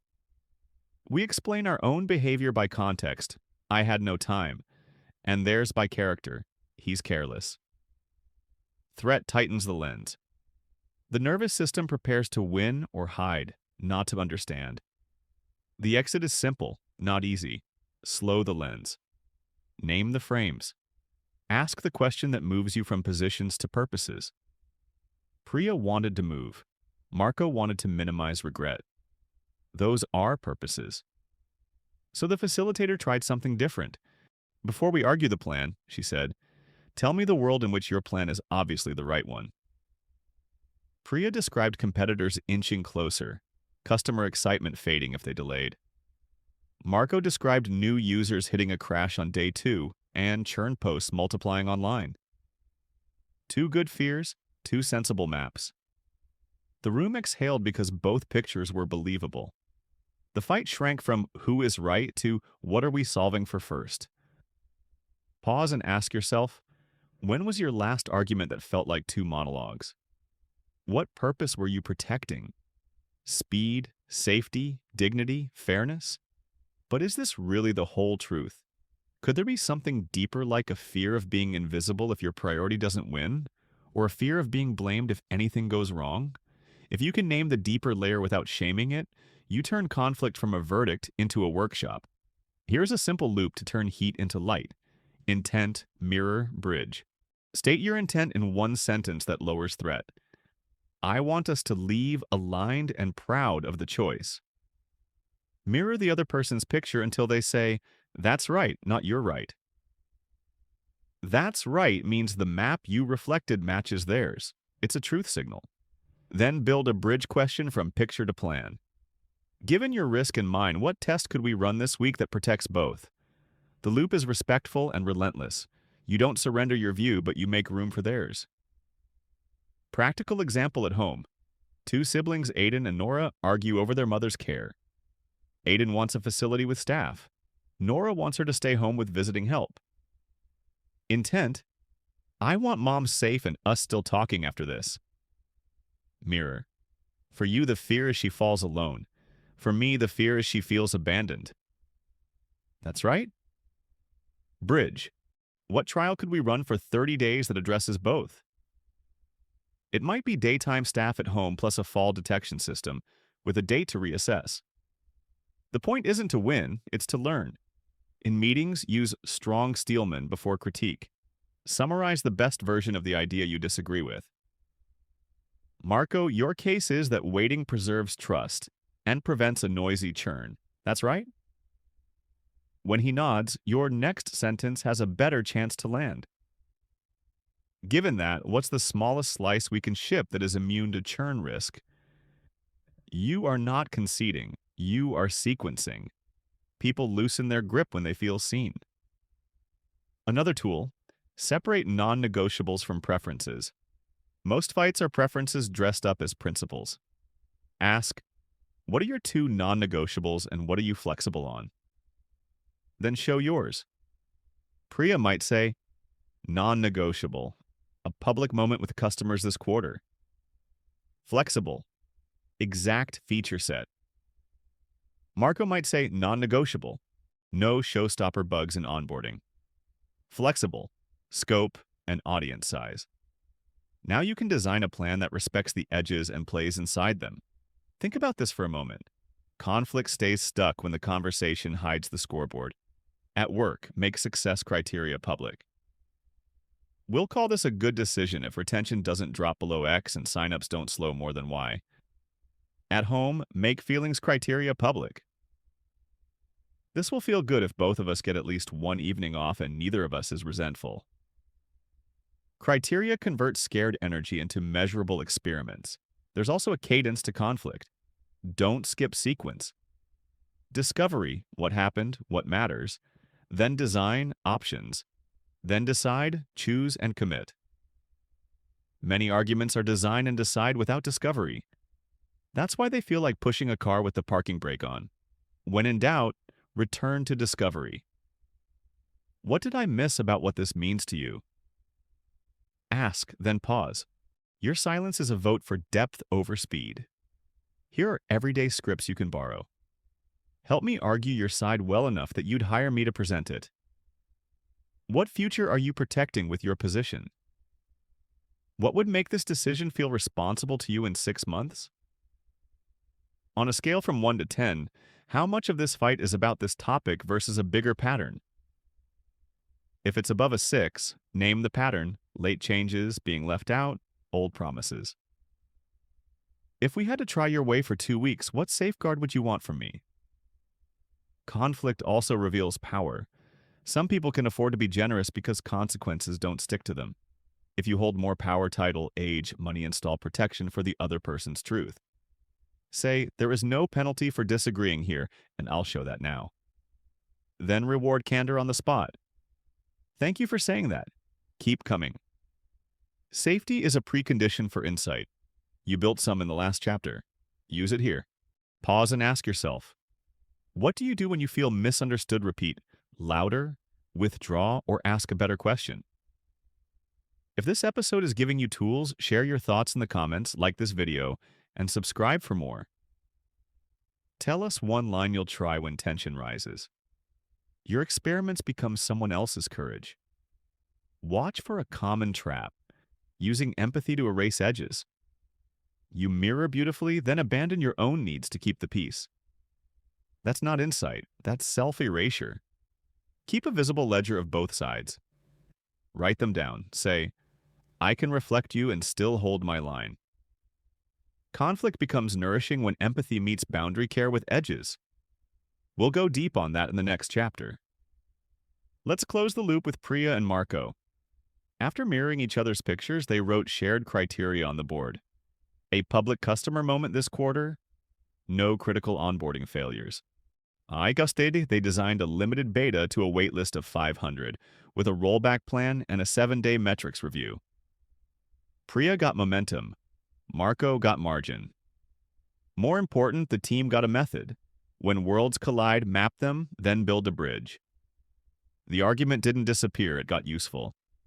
Here's the curiosity to carry into tomorrow. What if the person you argue with most is secretly your best source of insight, because they see the blind spot your strengths create?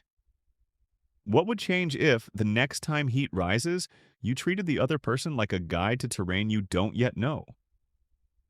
In Chapter 9, we'll learn how to do that without losing your self-empathy with edges, the art of caring deeply while standing firmly. The storm isn't your enemy. With the right questions and the right stance, it becomes your teacher. Chapter 9. Empathy with edges, care. Without losing yourself. The call came at 11:47 p.m. Mara stared at the ceiling while her phone lit the dark. Her friend Devin was crying about another breakup, asking if he could crash on her couch.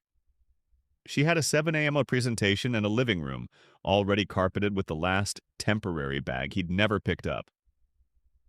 "Of course," she heard herself say, then felt her chest tighten. She pictured herself stumbling through slides on 3 hours of sleep while Devin slept until noon. When she hung up, a quieter voice arrived. "I'm kind, but I'm not okay." It wasn't that she didn't care. She cared so much she had no room left to live. Think about this for a moment. Empathy without edges turns love into leakage. It floods your calendar, your wallet, your nervous system. Empathy with edges is different. It is care that respects physics, your time, your energy, your dignity. It says, your pain matters and my limits do too. People often imagine a false choice. Be generous or be boundaried. The truth that frees you is smaller and sturdier. Be generous within a shape. Here's the psychology in plain speech. Empathy is your capacity to resonate with another's internal state. When it spikes, mirror neurons fire and your body echoes theirs. That resonance can become over-identification called empathic distress, where their feelings feel like your responsibility to manage. Your system seeks relief by fixing, rescuing, or absorbing the cost. Edges clear, kind boundaries. Keep compassion from becoming compulsion. They move you from fusion, if you're not okay, I'm not okay, to connection. I can be with you and still be me. In this state, your prefrontal cortex stays online. You can choose instead of react. There's a baseline to consider. Some of us were trained early to stabilize rooms. We learned to read faces as weather reports and to hustle for harmony. That gift makes you excellent in crises and exhausted by Tuesday. Without edges, your empathy is borrowed by the loudest need in the room. With edges, your empathy becomes targeted help that lasts. Mara decided to try a different shape. She texted Devin, "I love you. I can help you tonight in a way I can actually do well. I'll order you a rideshare to Ollie's place." She said she's up, and I'll talk with you at 6:30 p.m. tomorrow for 40 minutes. If you want a short call now, we can do 10 minutes. She held her breath. A minute later? "Thanks. I'll go to Ailey's. 10 minutes would help." They talked. He cried. She listened without offering to fix. Then she slept. In the morning, she delivered her presentation with a steady voice. Empathy stayed, leakage didn't. Pause and ask yourself, where does your caring cross your own edges? Time, money, sleep, self-respect. What would care within a shape look like this week? But is this really the whole truth? Could there be something deeper like the fear that if you set an edge, love will leave? Many of us hold to superstition. Boundaries equal abandonment. In reality, boundaries invite the most trustworthy love because they make staying possible. Try a simple framework you can remember under pressure. CARE. Clarify, acknowledge, resource, edge. Clarify the need.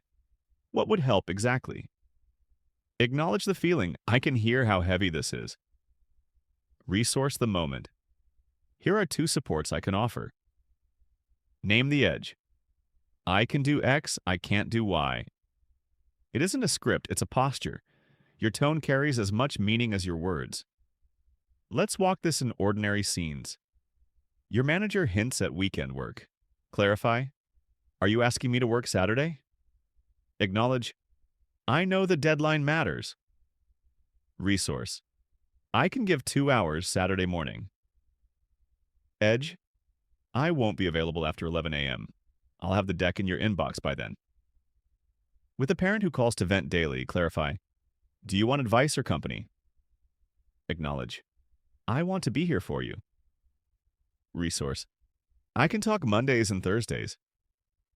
Edge, I won't pick up during work hours. Text if it's urgent. With yourself, yes yourself. Clarify the impulse. I want to say yes to feel useful. Acknowledge, I'm afraid they'll think less of me. Resource, I can help next week. Edge, this week I'm at capacity. Think about this for a moment. An edge is most credible when you pair it with a positive offer. No, plus, here's what I can do, preserves dignity on both sides. You're not rejecting the person, you're shaping the help. Edges also work best when they're specific and behavioral time, place, amount rather than moral lectures. I can host you 2 nights lands better than you need to grow up. There will be pushback. People who benefited from your old elasticity may test the new shape. They'll call it selfishness or coldness. That's data, not destiny. Hold firm with soft words. I get that this is different. I'm still with you. I'm learning to help in ways I can sustain. If someone's love requires your self-erasure, it isn't love. It's dependency with good PR. Here's a practical drill to strengthen your edges. Write 3 if-then agreements with yourself for the week. If someone asks for a same-day favor after 6 p.m., then I will offer the next available slot tomorrow. If a meeting runs over by 10 minutes, then I will say, I need to stop here. If I feel the urge to rescue with money, then I will wait 24 hours and offer non-cash help first. Post them where you can see them. Keeping small promises trains your nervous system to trust you. Another tool, boundary previews. Before you enter a context that usually swallows you, family weekend, quarter-end sprint, send a short note. I'm excited to see you. Heads up, I'll be offline 9 to 12 each morning to run and write. Or, I'm in for the push through Friday, I won't be available Saturday. Previews turn edges into expectations rather than surprises, which reduces friction and guilt. Pause and ask yourself, what edge could make me kinder? Not colder. Often it's sleep, or food, or 1 hour a week where no one can reach you. Your generosity doesn't need martyrdom, it needs margins. If this resonates, share your thoughts in the comments, like this video, and subscribe for more. Tell us one edge you'll try. Time box, money ceiling, response window. Your experiment will help someone else find theirs. Empathy with edges also means you don't weaponize your care. Beware the savior glow, the subtle superiority of being the one who always comes through. That glow will have you overgiving to maintain identity. Replace it with reciprocal respect. I choose to help because I can and want to, not because I have to be the hero. Respect includes saying, I trust you to handle what is yours. That sentence is a gift, even when it stings. Let's look at work again. Nadia leads a team that idolizes her responsiveness. She answers at midnight, edits slides at dawn. She's burning down, she tries a change. Team, I'm offline 9 p.m., 7 a.m. If something's truly urgent, call twice. She also installs a rotation for on-call support so urgency is shared. The first week feels twitchy. By week 3, quality improves because fatigue drops.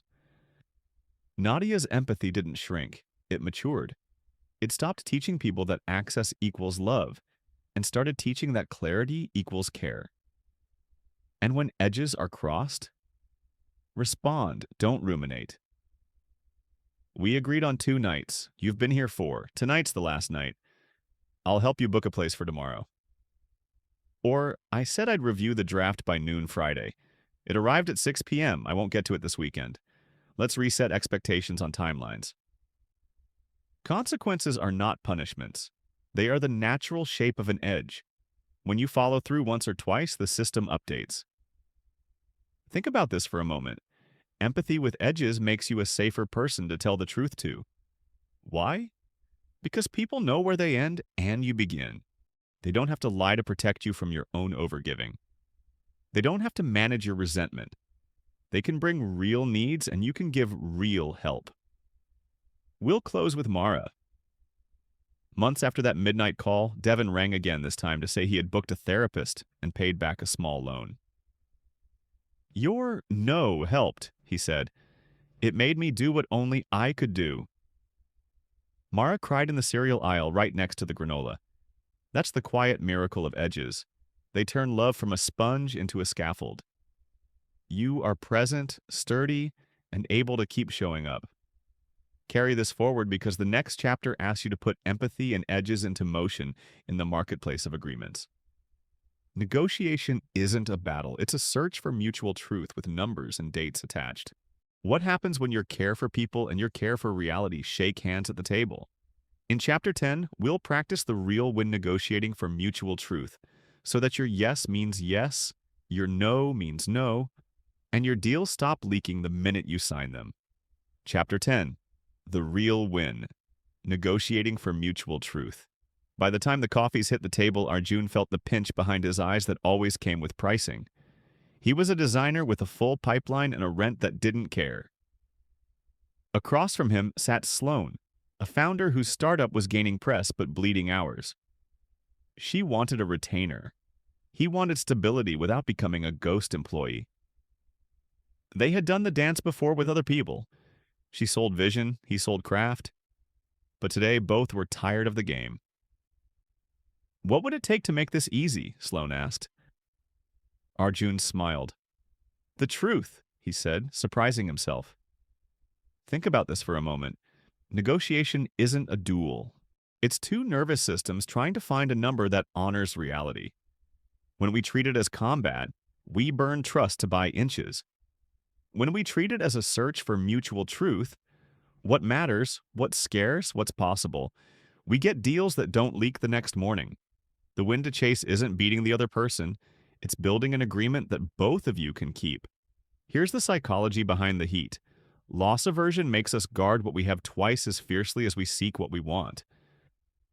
Face-saving keeps us from admitting constraints that sound unambitious.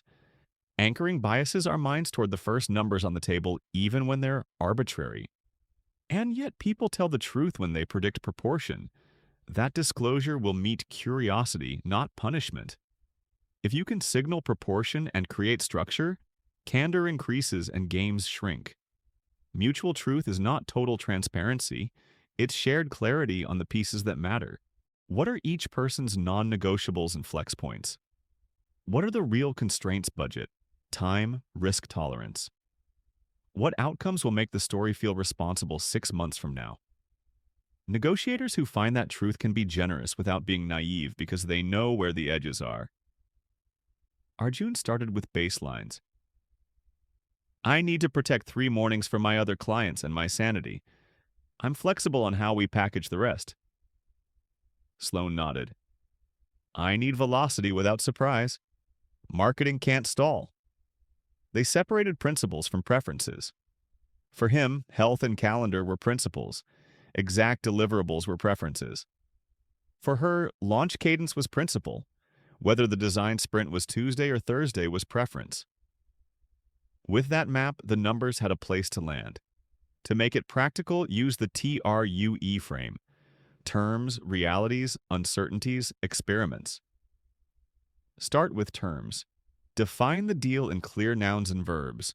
What is delivered when, by whom. Move to realities. Name constraints and non-negotiables. Surface uncertainties.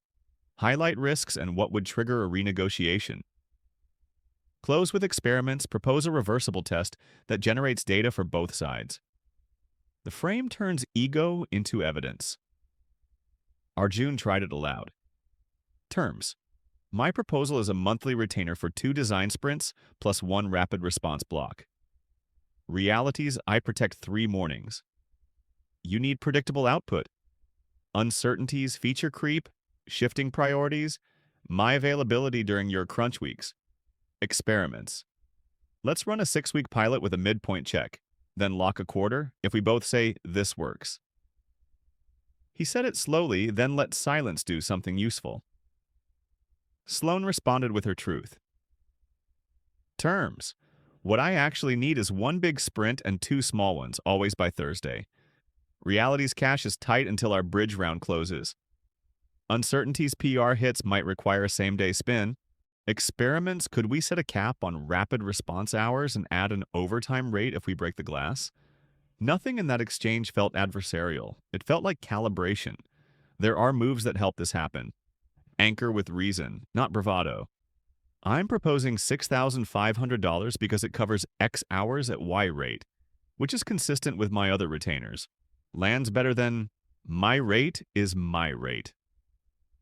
Offer multiple equivalent options, mesos, to reveal priorities without haggling line by line. Option A, higher retainer, lower overtime. Option B, lower retainer, higher overtime. Option C, same retainer, limit on meetings. The choice teaches you what the other side truly values. Convert vague asks into units, dates, hours, dollars, scope. When a number is challenged, ask for a counter anchored in their reality. What would make this investment feel responsible? You're not conceding, you're discovering. Micro behaviors matter. Keep your cadence unhurried. Label what you see without accusing.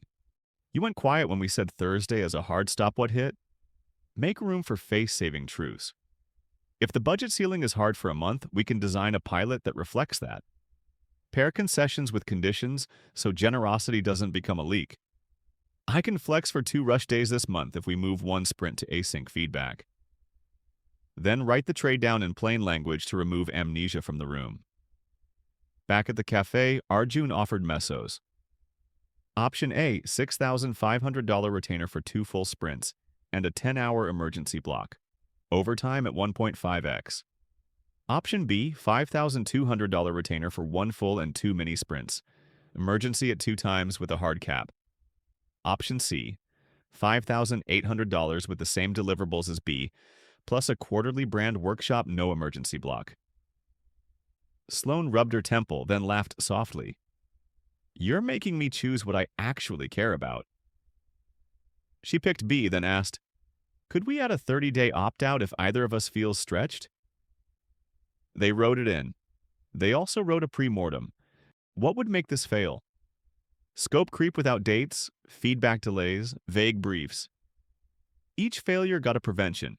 Weekly outline, 24-hour feedback window, template briefs. Pause and ask yourself, when you negotiate, do you defend a position or explore a picture? What's the one truth you usually hide? Your real ceiling, your bandwidth, your fear? But is this really the whole truth? Could there be something deeper like the need to seem unfazed, or the superstition that if you name a limit, you'll lose respect? The respect you gain by naming limits is the kind that lasts. It comes from reality, not theater. You can practice mutual truth anywhere. Buying a car? I'm focused on total cost of ownership, not monthly payment. Show me the number out the door. You've just moved the conversation to a shared metric. Negotiating salary? I value impact and predictability. Here's my range and the evidence. If you can't reach it now, what mix of base, sign-on, and review timing would make this responsible? Household schedule? 2 non-negotiables for me. 1 quiet evening and 1 workout. I'm flexible on which days. What are yours? When you find the edges, you can play inside them without resentment. Think about this for a moment. Ego wants a story where you won. Life wants an agreement you can keep without grinding your teeth. The quickest way to get there is to build in review points and clarity escapes. Let's check in at week 3, call it good if we both say keep, or change it with no grudge. You have not lost power when you schedule a review. You have gained adaptability. A small word about no. A clean no is a truth teller and a trust builder. No, I can't meet that rate. Here are 2 ways we could still work together. Respects both of you. A masked no. Maybe let me see wastes everyone's calendar. If you're afraid your no will end the relationship, remember, A relationship that requires your self-betrayal is already over in the way that matters. If this chapter helped, share your thoughts in the comments, like this video, and subscribe for more. Tell us one TRUE element you'll try this week, terms you'll write down, realities you'll admit, uncertainties you'll surface, experiments you'll propose. Your practice is the map someone else needs. When they left the cafe, Arjun felt the quiet confidence that comes from alignment. He hadn't gotten everything he wanted. He had gotten a deal he could keep and a partner who had told him the truth. Sloane texted later, "Thanks for making it real." Real was the point. Real is what lasts. Carry this forward, because the next move is learning to guard the agreements you just negotiated. Boundaries are not walls. They are bridges that carry your yes across the river without sinking. In Chapter 11, we'll turn edges into architecture, boundaries as bridges, saying no to say yes. So, the truth you found at the table keeps showing up when the calendar gets crowded and the emails get loud. Chapter 11, Boundaries as Bridges. Saying no to say yes. By Wednesday night, Carlos's calendar looked like a crowded runway. A coworker had slipped in a quick Friday demo. His sister wanted help moving a couch for 20 minutes, promise. His manager asked if he could just review a hiring packet. His daughter had a school recital he refused to miss. He wasn't careless, he was kind, and kindness without edges had turned his week into a slow-motion apology tour. At 11:02 p.m., staring at the grid of overlapping boxes, he felt the familiar ache. Saying yes had quietly turned into breaking his word. He didn't need better time management. He needed to stop letting other people's urgency make promises for his mouth. Think about this for a moment. A boundary is not a wall. It's a bridge with a posted weight limit. Bridges aren't stingy. They're safe because they're honest about what they can carry. Boundaries work the same way. They connect your values to your calendar and invite others to cross in ways that keep everyone intact. The myth says, boundaries push people away. The truth is braver. Boundaries keep the relationship you actually want from sinking under the one you're scared to disappoint. Here's the psychology, simple and humane. We are wired for belonging. When a request arrives, the social brain forecasts, if I say no, will I lose status, closeness, safety? That forecast pulls us into automatic yeses. Add present bias, we value immediate relief over future costs, and we solve the awkward moment now by purchasing resentment later. Boundaries correct the forecast. They convert vague fear into clear structure, which reduces anxiety for both sides. Self-determination research shows people thrive when they feel autonomy, competence, and relatedness. Boundaries protect all three. Autonomy, I choose. Competence, I deliver what I promise. Relatedness, I stay connected because I'm not hiding. Carlos tried something different on Thursday morning. He wrote one sentence at the top of a sticky note. My yes needs a budget. Then he sketched his week like a ledger: hours he must keep. Recital, deep work. Hours he could flex, 2 small favors. Hours he could not give. Late Friday. When the ping came, can you hop on at 4? He used a new script. I can be helpful in a way I can keep. I have 20 minutes at 2:10 or 30 minutes Monday at 9. Which helps? The requester chose Monday. Nothing exploded. The bridge held. Pause and ask yourself, where does your yes leak last-minute favors? Just one more emails. Emotional labor you didn't agree to carry. What would change if your yes had a budget this week? But is this really the whole truth? Could there be something deeper, like the belief that your worth is measured in availability, or the fear that love leaves when you stop over-delivering? Naming that fear isn't weakness. It's the doorway to choosing love that doesn't require self-erasure. Use a simple sequence to make boundaries practical and kind. Call it bridge because that's what you're building. Baseline, reason, invitation, design, guardrail, exit. Baseline states your standing commitment. I protect 6 to 8 p.m. for family. Reason explains the why in one calm clause. It's how I stay human and reliable. Invitation keeps connection open. I want to help. Design offers two specific options that fit your budget. I can review 2 slides by noon or the full deck Tuesday. Guardrail names the limit. I won't be online after 5 today. Exit lands softly. Let me know which option works. Short sentences, steady voice. You're not arguing your worth, you're describing the bridge. Here are scenes where bridge turns heat into light. Your boss drops a Friday 5 p.m. task. Baseline. I wrap at 5. Reason? I'm presenting at my daughter's recital. Invitation? Happy to help. Design. I can send a high-level pass by 3 or a deep review Monday 10. Guardrail. I won't be on after 5. Exit. What serves you best? With a friend who always calls to debrief at midnight. Baseline. I'm in bed by 10. Reason? Sleep keeps me sane. Invitation. Want a call? Design. I can talk at 6:30 tonight or send you a voice note now. Guardrail. I won't pick up after 10. Exit. What do you want?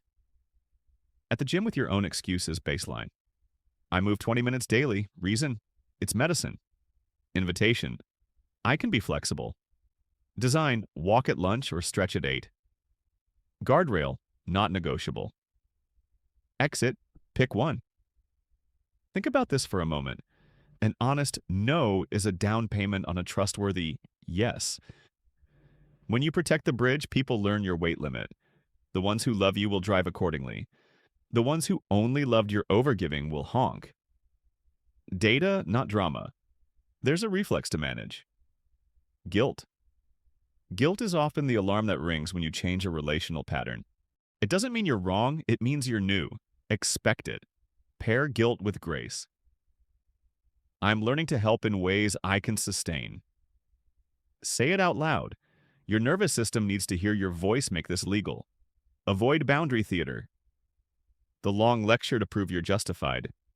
Lectures are defensiveness in formal wear. Replace them with 3 clean moves. Name the value, name the limit, offer an option. I value our friendship. I can host Sunday brunch, not the whole weekend. Noon to 3? No footnotes, no autobiography. Clear is kind. Carlos slipped once that week. He said yes to the couch move without a time box and found himself 2 hours into stairs. He wanted to stew. Instead, he switched to repair. I overcommitted. I can do 20 more minutes, then I need to go. Next time I can help if we schedule a 45-minute window. Consequences aren't punishments. They're how bridges stay up. His sister was irritated, then fine. The next request came with a window. Pause and ask yourself, what is one boundary you can preview before you need it? Previews prevent surprises, and surprises are what make people feel rejected. I'll be offline Saturday. I do deep work 9 to 11, I respond after. Happy to brainstorm, not to own the dock. If this chapter is helping you sketch your bridge, share your thoughts in the comments, like this video, and subscribe for more. Your boundary sentence might be the exact line someone else needs tonight. Boundaries also belong in money. Decide a generosity budget, an amount you can give without resentment, and automate it. When ad hoc asks come, you can say, I've already committed this month's giving. I can help you think through options. You keep your heart open and your finances honest. And in teams, make boundaries communal, not personal. Create a response ladder. Same day for blockers, 24 hours for reviews, 72 for nice-to-haves. Publish office hours for feedback. Rotate on-call duties. When boundaries are policies, individuals don't have to be the bad guy. Culture carries the edge. There will be people and parts of you who test the bridge. Old patterns have gravity. When someone calls you selfish, return to your reason.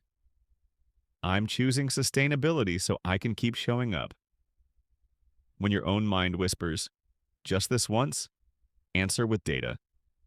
Last time I said just this once, I missed bedtime and resented everyone. Evidence steadies courage. Here's a final practical drill for your week. Write 3 boundary microscripts on a card you keep visible. I can do X, I can't do Y. 2 options that work for me are A or B. I'm a yes to the principle, a no to the timeline. Say them now, out loud. Let your mouth learn their shape. When the moment comes, your body will have a path. We'll close where we began, with the person in the calendar looking for air. Carlos didn't become a boundary robot. He became the kind of friend, father, and colleague whose yes meant yes. The recital glowed. Monday's review was sharper because he wasn't bleary. The week still had friction, but it was honest friction, not the burn of betrayal. He had built a bridge he could cross every day. Carry this into tomorrow because the next chapter asks you to wield a different kind of edge, the kind that protects you from wishful thinking. Empathy with edges guards your time. Skepticism with warmth guards your judgment. In Chapter 12, we'll meet the doubt that saves you, the healthy skepticism that spots shaky stories and sweet-talk yours and others without turning you cynical. What if the question that makes you hesitate for 10 seconds today saves you 10 weeks tomorrow? Chapter 12. The doubt that saves you. Healthy skepticism in daily life. The email subject line read, "Quick win approved by EOD." Alondra's team had found a vendor who promised to double qualified leads in 30 days. Her sales director forwarded glowing testimonials, a limited-time discount, and a countdown timer that pulsed red. It was 4:18 p.m. The board meeting was next week. She hovered over the approve button and felt a pleasant rush movement, relief, a story where she strode into the room with good news. Then a quieter sentence arrived, the one she'd been practicing since Chapter 1. What would make this fail? Think about this for a moment. Doubt is often framed as disloyalty to your hope. In truth, the right kind of doubt is loyalty to your future. It is not cynicism, it is care with edges for your judgment. When healthy, doubt says, I want this to be true. Now let's check. The check doesn't kill momentum, it keeps you from sprinting into a wall. Here's the psychology in plain words. Your mind uses shortcuts to move fast. Those shortcuts, confirmation bias, sunk cost, availability, are helpful until the moment they aren't.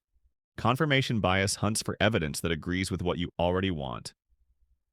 Sunk cost whispers, you've invested so much, keep going, even when the math says stop. Availability makes recent or vivid stories feel typical. My friend doubled leads with a similar tool. Must be common. Add urgency cues, timers, last chance, and your nervous system chooses speed over accuracy.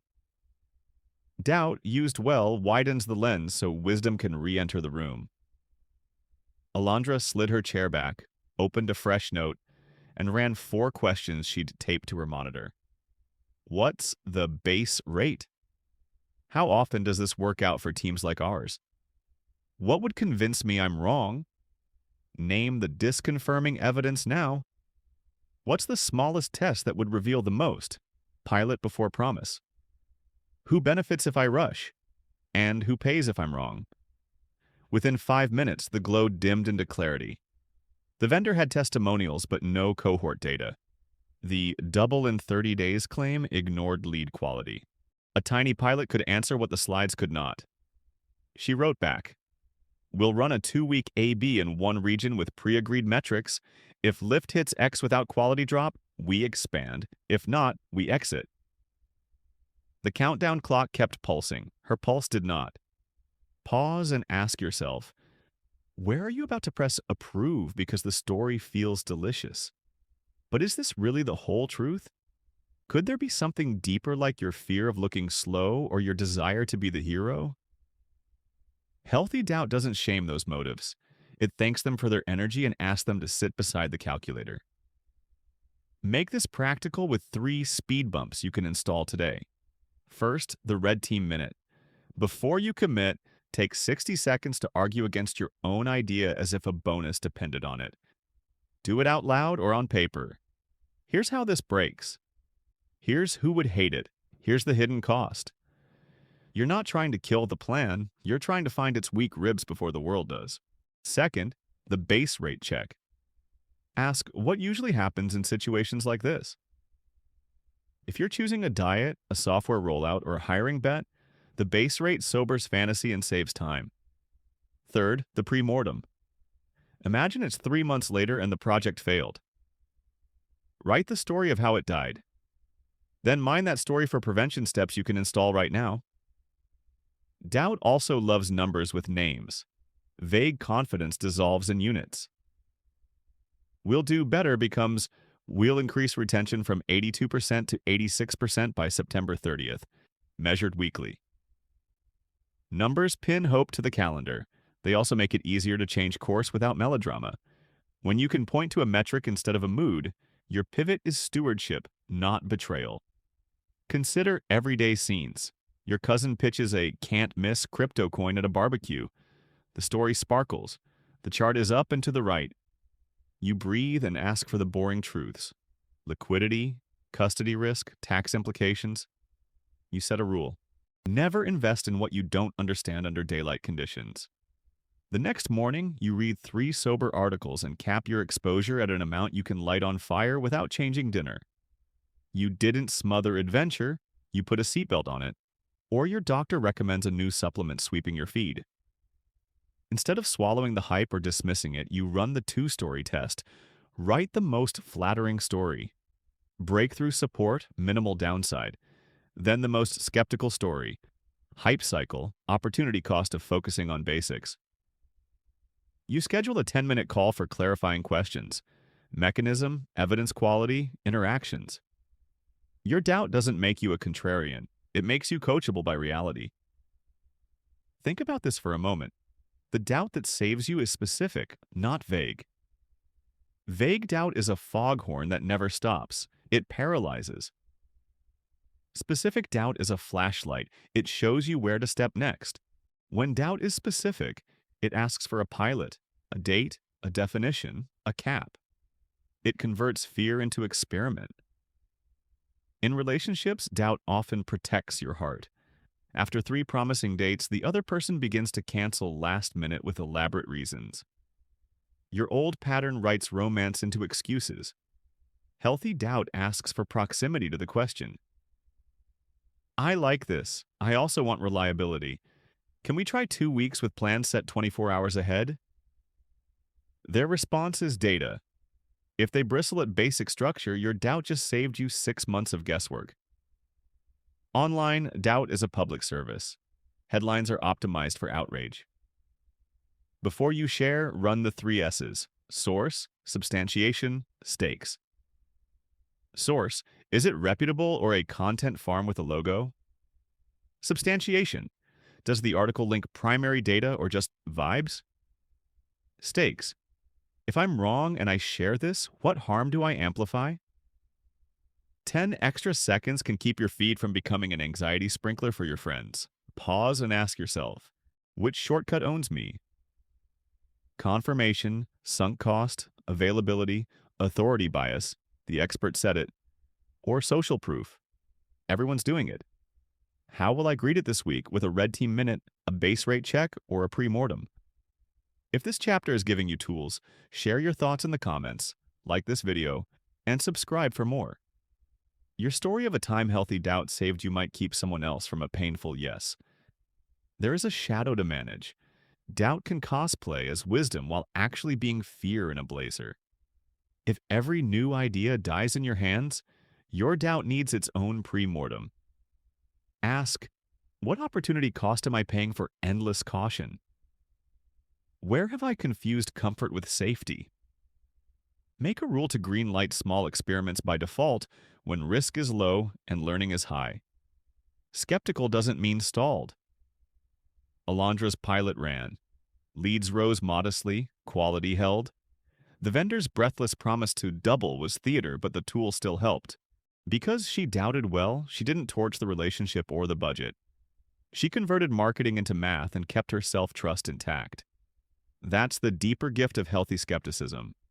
You become someone you can count on under pressure. One more inner practice before we close. Pair doubt with dignity. When you catch yourself mid-rush clicking, committing, Nodding, place a hand on the table or your thigh and say quietly, "Slow is smooth, smooth is fast."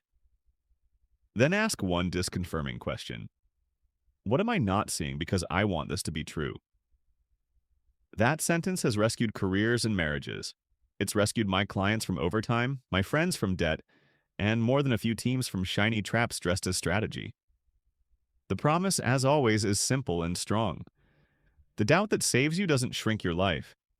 It shapes it. It turns pressure into pace. It turns sparkle into steps. It invites the future to audit your decisions before the bill arrives. We'll end with a curiosity that points you forward.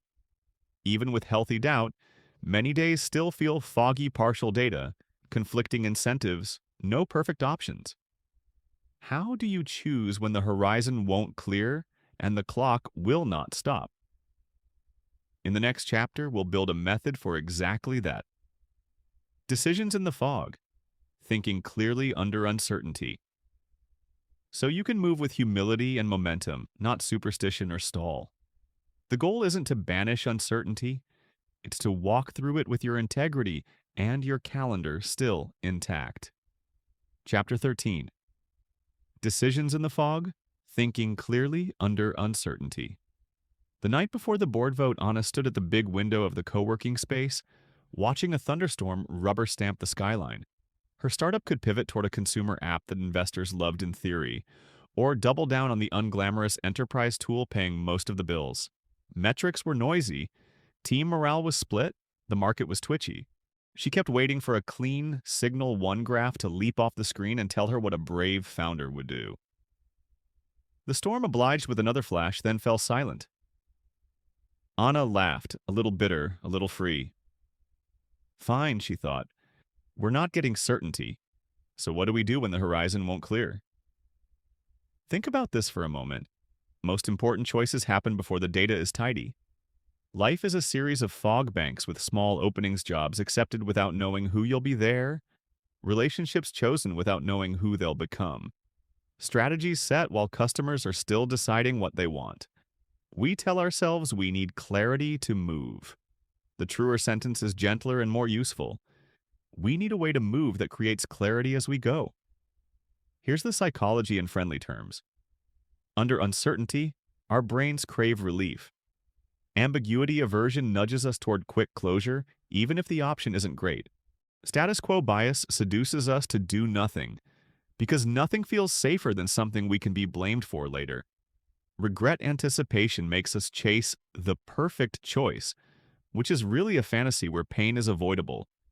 The antidote isn't bravado. It's a method that respects your fear, harnesses your curiosity, and keeps you honest. Use a simple approach you can remember in the dark.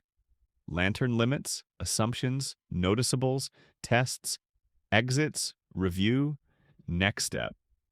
It won't part the fog, but it will light the next 10 feet. Limits.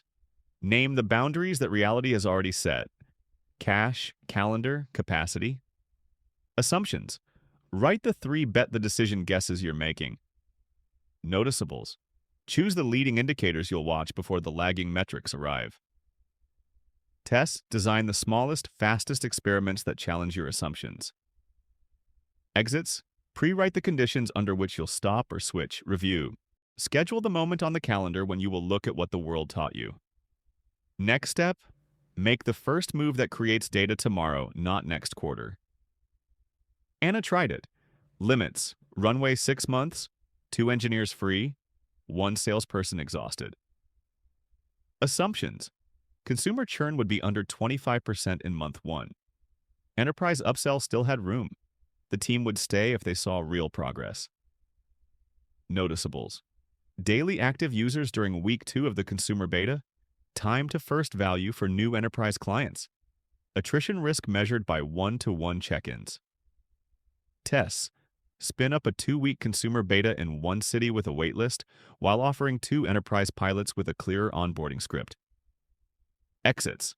Pull the consumer test if activation drops below X by day 7. Drop the enterprise push if the pilots take more than Y hours to onboard. Review 21 days from tonight, 60 minutes, no speeches. Next step, draft the beta landing page before bed. Book customer calls by noon tomorrow. Pause and ask yourself, what decision am I delaying because I'm waiting for a certainty that isn't coming? Write your lantern on a napkin if you must. But is this really the whole truth? Could there be something deeper like the fear that if you choose, you'll lose the alternate life you're keeping on layaway? If so, name the grief. Choices always cost. Clarity does not mean painless, it means deliberate. Let's make this practical in other rooms. You're choosing between two job offers. One stable with limited growth, one early stage with upside and chaos. Limits: your rent and obligations. Assumptions: the startup will raise and not implode. The stable gig won't bore you numb. Noticeables: mentoring quality, runway length, the rate of learning you feel after 2 weeks. Tests: ask the startup for a paid trial project. Ask the stable job for a scope tweak that stretches you. Exits: if the trial reveals a values mismatch, you walk. If the scope tweak is performative, you assume the ceiling is fixed. Review: one Saturday with a trusted friend, phones off. Next step: send 2 emails tonight to propose the trials.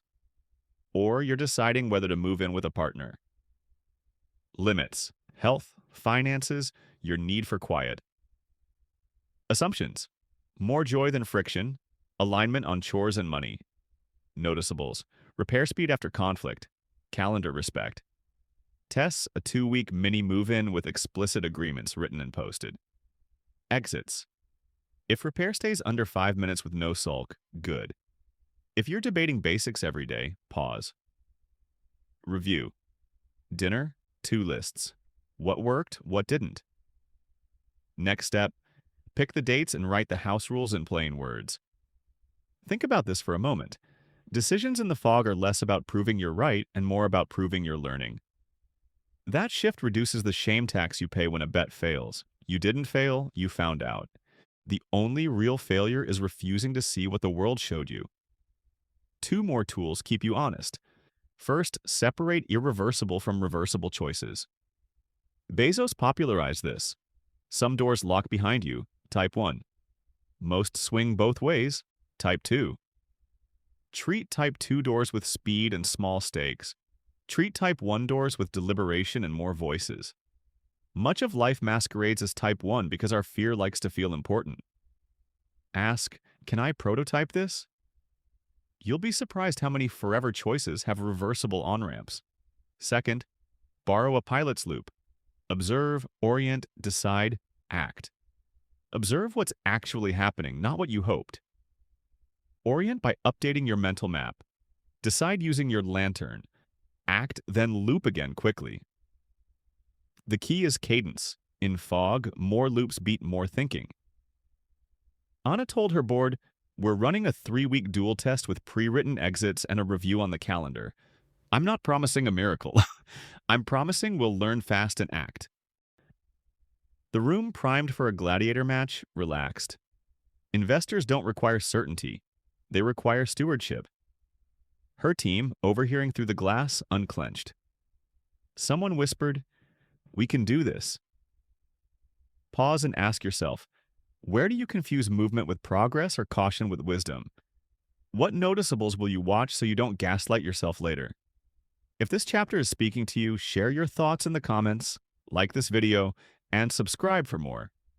Tell us the decision and the first test you'll run. Your small steps might be the sign someone else needs to move. There is a shadow to manage. Sometimes we hide behind experiments to avoid commitment. A test should be big enough to generate real evidence, small enough to survive a miss. If your pilot is a wish with a logo, it's procrastination in a lab coat.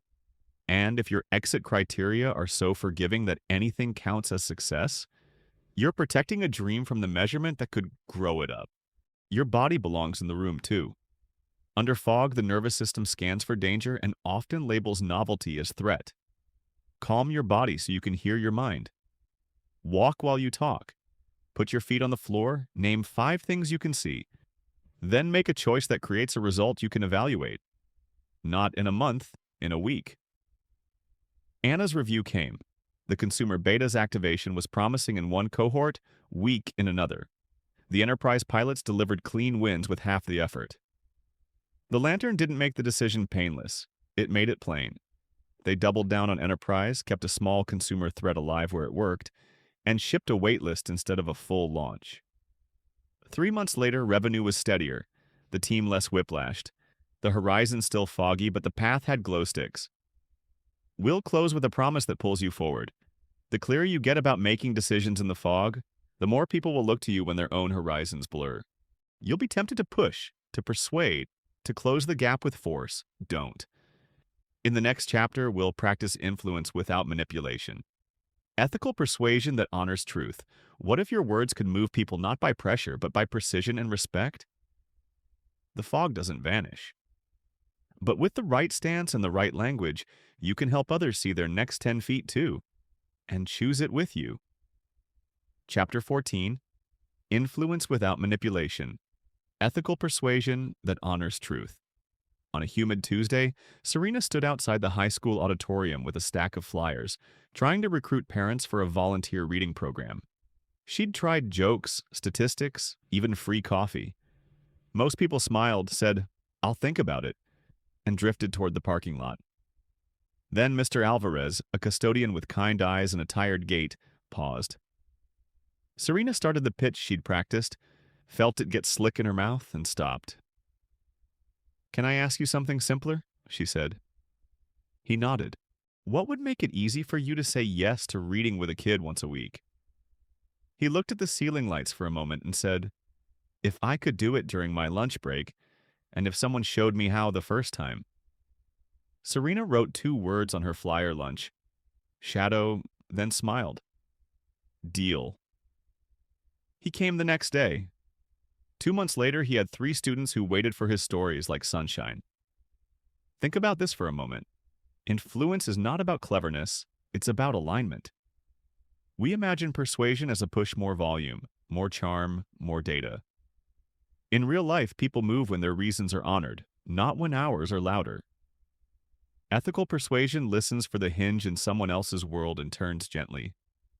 No pressure tricks, no sugarcoating, just precision, respect, and the truth you're both willing to carry. Here's the psychology in plain terms. Humans have a built-in alarm against being controlled. Psychologists call it reactance. When we sense our freedom shrinking, we resist, even against our own interests. We also prefer choices we helped design and stories we can repeat to ourselves without shame. Influence that honors autonomy lowers reactance. It replaces "do this" with "here are 2 options. What fits?" It turns "prove I'm wrong" into "help me make this responsible." It does not hijack attention with fear, it steers attention toward values already alive in the other person. Use a simple rhythm you can remember when the stakes are sweaty. ALIGN. Ask, listen, invite, ground, next step. Ask one clean question that surfaces criteria. Listen for words that point to values, constraints, and fears. Invite a small choice inside their criteria. Ground the offer in specifics: time, amount, guardrails. Name the next step so momentum doesn't leak. Watch Serena run ALIGN without the acronym pinned to her shirt. Ask, what would make it easy to say yes? Listen. Lunch? Shadow. Invite. Would a Tuesday lunch read work for you? Ground. We'll pair you with Jamila. She'll lead the first session. Next step. I'll text you the room number at 12:15 tomorrow. No pushing, no guilt. Just a bridge between a value, helping kids, and a doable action. Pause and ask yourself, when you try to persuade, do you talk to convince or ask to understand? But is this really the whole truth? Could there be something deeper like a fear that if you don't push, nothing will move? Ethical persuasion challenges that fear with evidence. When people feel free, they often choose better and faster. Let's make this practical with everyday scenes and scripts you can lift straight off the page. At work, you want your teammate to adopt a new tool. Ask, what would a better week look like for you? Listen for pain points. Meetings, context switching, rework. Invite. Would you try this for one project to see if it cuts rework by 20%? Ground. We'll run it for 7 days. I'll handle setup. You give me a thumbs up down Friday. Next step, calendar the check-in. With a partner, you'd like to budget together. Ask, what feeling do you want money to give you this year? Freedom, safety, generosity. Listen, invite. Could we try a 20-minute Sunday review for 4 weeks to protect that feeling? Ground. 2 categories only this month: groceries and going out. Next step, pick Sunday's time. Keep it short enough to win. In sales, avoid trapping language.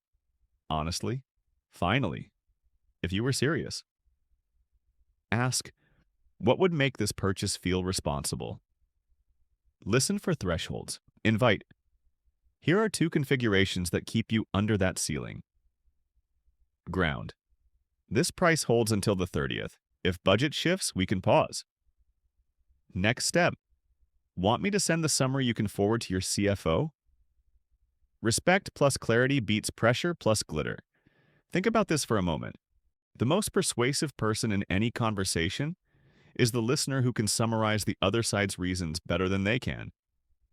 When someone hears themselves accurately, "That's right," spills out. "That's right" is a truth signal. Aim for it before you ask anything meaningful. For you, the risk is losing your lunch break and feeling awkward the first day, that's right. When they nod, their nervous system relaxes. Then and only then does your invitation land. One more principle: sequence before scope. People agree to smaller, reversible commitments long before they commit to big, irreversible ones. Offer a pilot, a sample, a tour. If they like the first 10 minutes, they'll ask for the hour. If they don't, you both saved time. Influence becomes the art of designing first steps people actually want to take. There's a shadow to manage. Influence can drift into manipulation when we hide costs, inflate benefits, or borrow urgency that isn't real. If you feel the itch to exaggerate, stop and ground instead. Name the trade-off. This will require 2 evenings. You'll get back 5 hours next week. Clarity earns trust. Hype earns churn. Here are 3 honor the person tools. Choice within boundaries. I'm asking for a weekly update. Do you prefer Monday morning or Friday afternoon? Transparent trade. If we cut one meeting, we'll need written notes by end of day. Dignity exit. If you try this and hate it, say so. I won't make it a referendum on loyalty. Pause and ask yourself, which of your usual persuasion moves needs retiring? Over-explaining, cornering, bribing with praise? What would happen if you replaced it with one clean question and a smaller ask? If this chapter is helping, share your thoughts in the comments, like this video, and subscribe for more. Your script might be the courage someone else needs to ask differently tonight. Ethical persuasion also lives in body language and pacing. Slow your cadence, or leave silences for thinking, not pressure. Keep your face warm. Sit at an angle rather than head-on for hard asks. People hear the tone first. If your voice says it's safe to choose, choice gets made. What about when someone is persuading you and you're not sure? Stay aligned with yourself using a mirror question. If I say yes now, what do I stop saying yes to? Then a constraint. I decide this kind of thing in daylight, not at 11 p.m. Ethical influence respects that boundary. Manipulation tries to sprint past it. Serena kept experimenting. She asked teachers, who already reads aloud beautifully but thinks they don't. She invited them to demo to each other for 5 minutes at lunch. She honored time. She named costs. She built a volunteer team that stayed because the on-ramp matched their lives. Influence without manipulation feels like relief on both sides. We'll close with a promise that points ahead. Much of your persuasion now happens on screens feeds tuned for outrage, DMs tuned for speed, likes pretending to be yeses. In the next chapter, we'll step into those digital mirrors and practice finding what's real, signals you can trust, conversations you can steward, and ways to keep your integrity when the scroll wants your attention more than your truth. What if your online life could amplify the honesty you're building offline? Think about that for a moment and meet me in Chapter 15. Chapter 15. Digital Mirrors, Finding What's Real on the Screen. At 1:06 a.m., Jordan stared at a blinking cursor in a group chat that had gone suddenly quiet. He'd posted a proposal in the team's Slack, a new launch date he thought everyone would welcome. 3 colleagues responded with emojis, 2 rockets and a neutral face. Then his manager typed, "Let's discuss," stopped, started again, and went silent. Jordan's chest tightened. He toggled to Instagram to distract himself and saw a partner company posting confetti about big changes. His brain stitched a story in seconds. They hated his plan. They were meeting without him. The deal was shifting. He hovered over the message field, ready to fill the silence with apologies and explanations.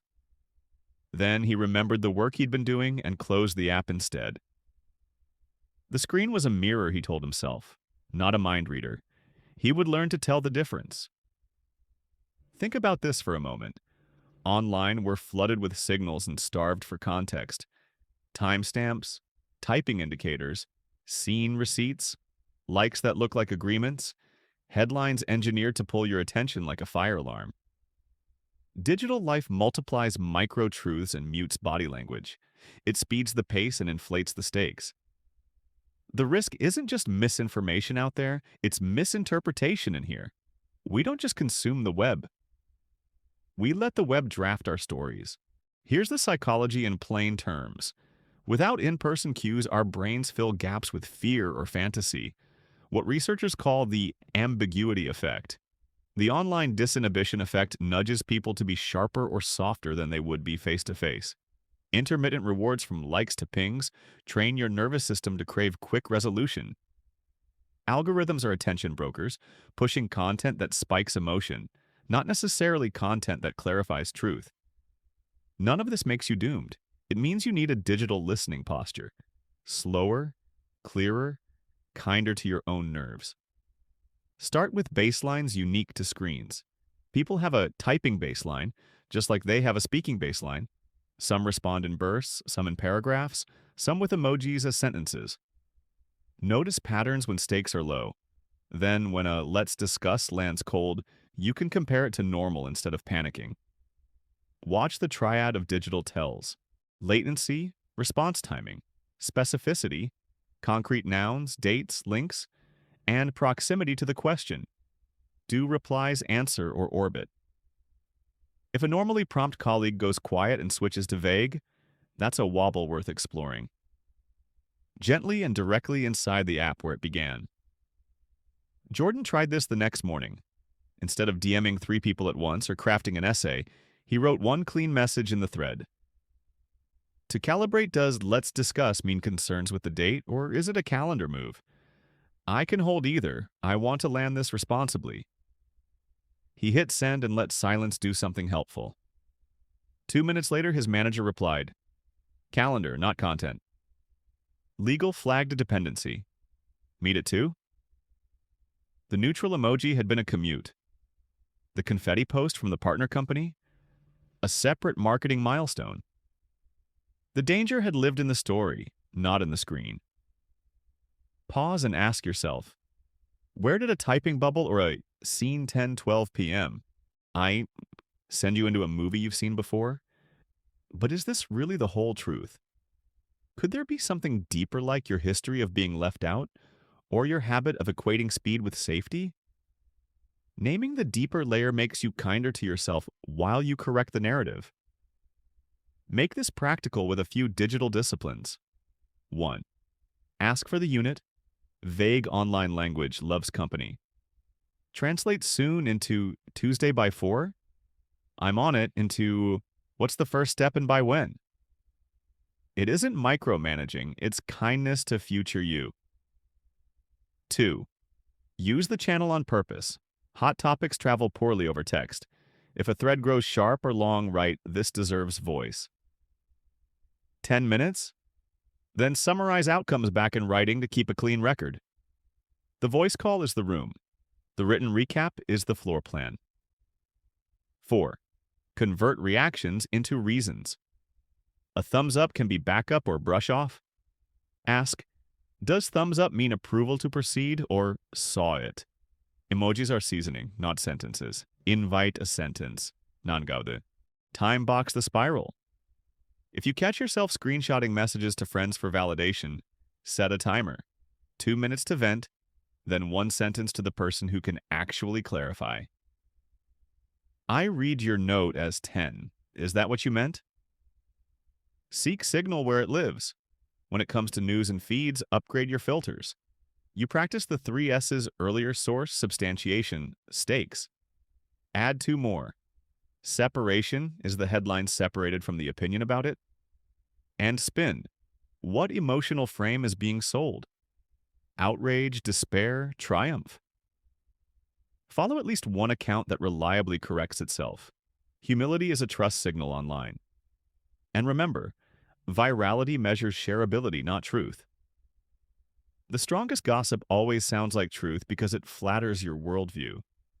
The strongest truth often feels inconvenient because it asks you to adjust. Think about this for a moment. Platforms incentivize performance. We write for applause, not accuracy. Counter that by asking one question before you post. Am I adding light or heat? If it's heat, wait. If it's light, keep it concrete. What happened, what you learned, what you'll do. You will stand out simply by being specific and a little slower. Digital relationships deserve guardrails too. On dating apps, choose one criterion for reality per week. A video chat before meeting, a plan within 5 messages, a boundary on late-night texting. In friendships, move important conversations off the feed and into voice or in person as soon as stakes rise. Screens are great for logistics and laughter. They're clumsy with grief and conflict unless you add voice and time. Here are some scripts you can steal. Quick check. Are you asking for feedback or a rubber stamp? Your post landed as a win. Is there a lesson you'd want us to copy? I want to understand. What's the date and definition behind urgent? This is big for me. Could we switch to a call? Then I'll write the decisions here. Pause and ask yourself, what's one scroll habit that makes you smaller? Doom scrolling before bed? Checking scene receipts like weather radar? What would a 1% shift look like? Charging your phone outside the bedroom? Turning off read receipts? Scheduling 2 15-minute windows for messages instead of living in your inbox? Small digital boundaries return surprising sanity. There's also the question of deepfakes and polished half-truths. You don't need to become a forensic analyst. You do need to slow down enough to ask, who recorded this? Who benefits from me believing it? And where is the original? If the answer is murky, don't launder it through your reputation. The share button is a printing press with your name on it. And what about your own online mirror? Your feed is a diary you think is camouflage. Notice the stories you're telling about yourself: always busy, always booked, always fine. If the post says thriving and your body says tired, bring your online story 1 inch closer to truth. Launch day, proud and also taking the afternoon off. That inch lets people trust you, and it lets you trust yourself. If this chapter is landing, share your thoughts in the comments, like this video, and subscribe for more. Tell us one digital discipline you'll try this week. Asking for a unit, moving hot topics to voice, time-boxing the spiral. Your experiment might save someone else a night of needless worry. Before we close, return to Jordan. He started a team habit. Assume good intent, request clear units.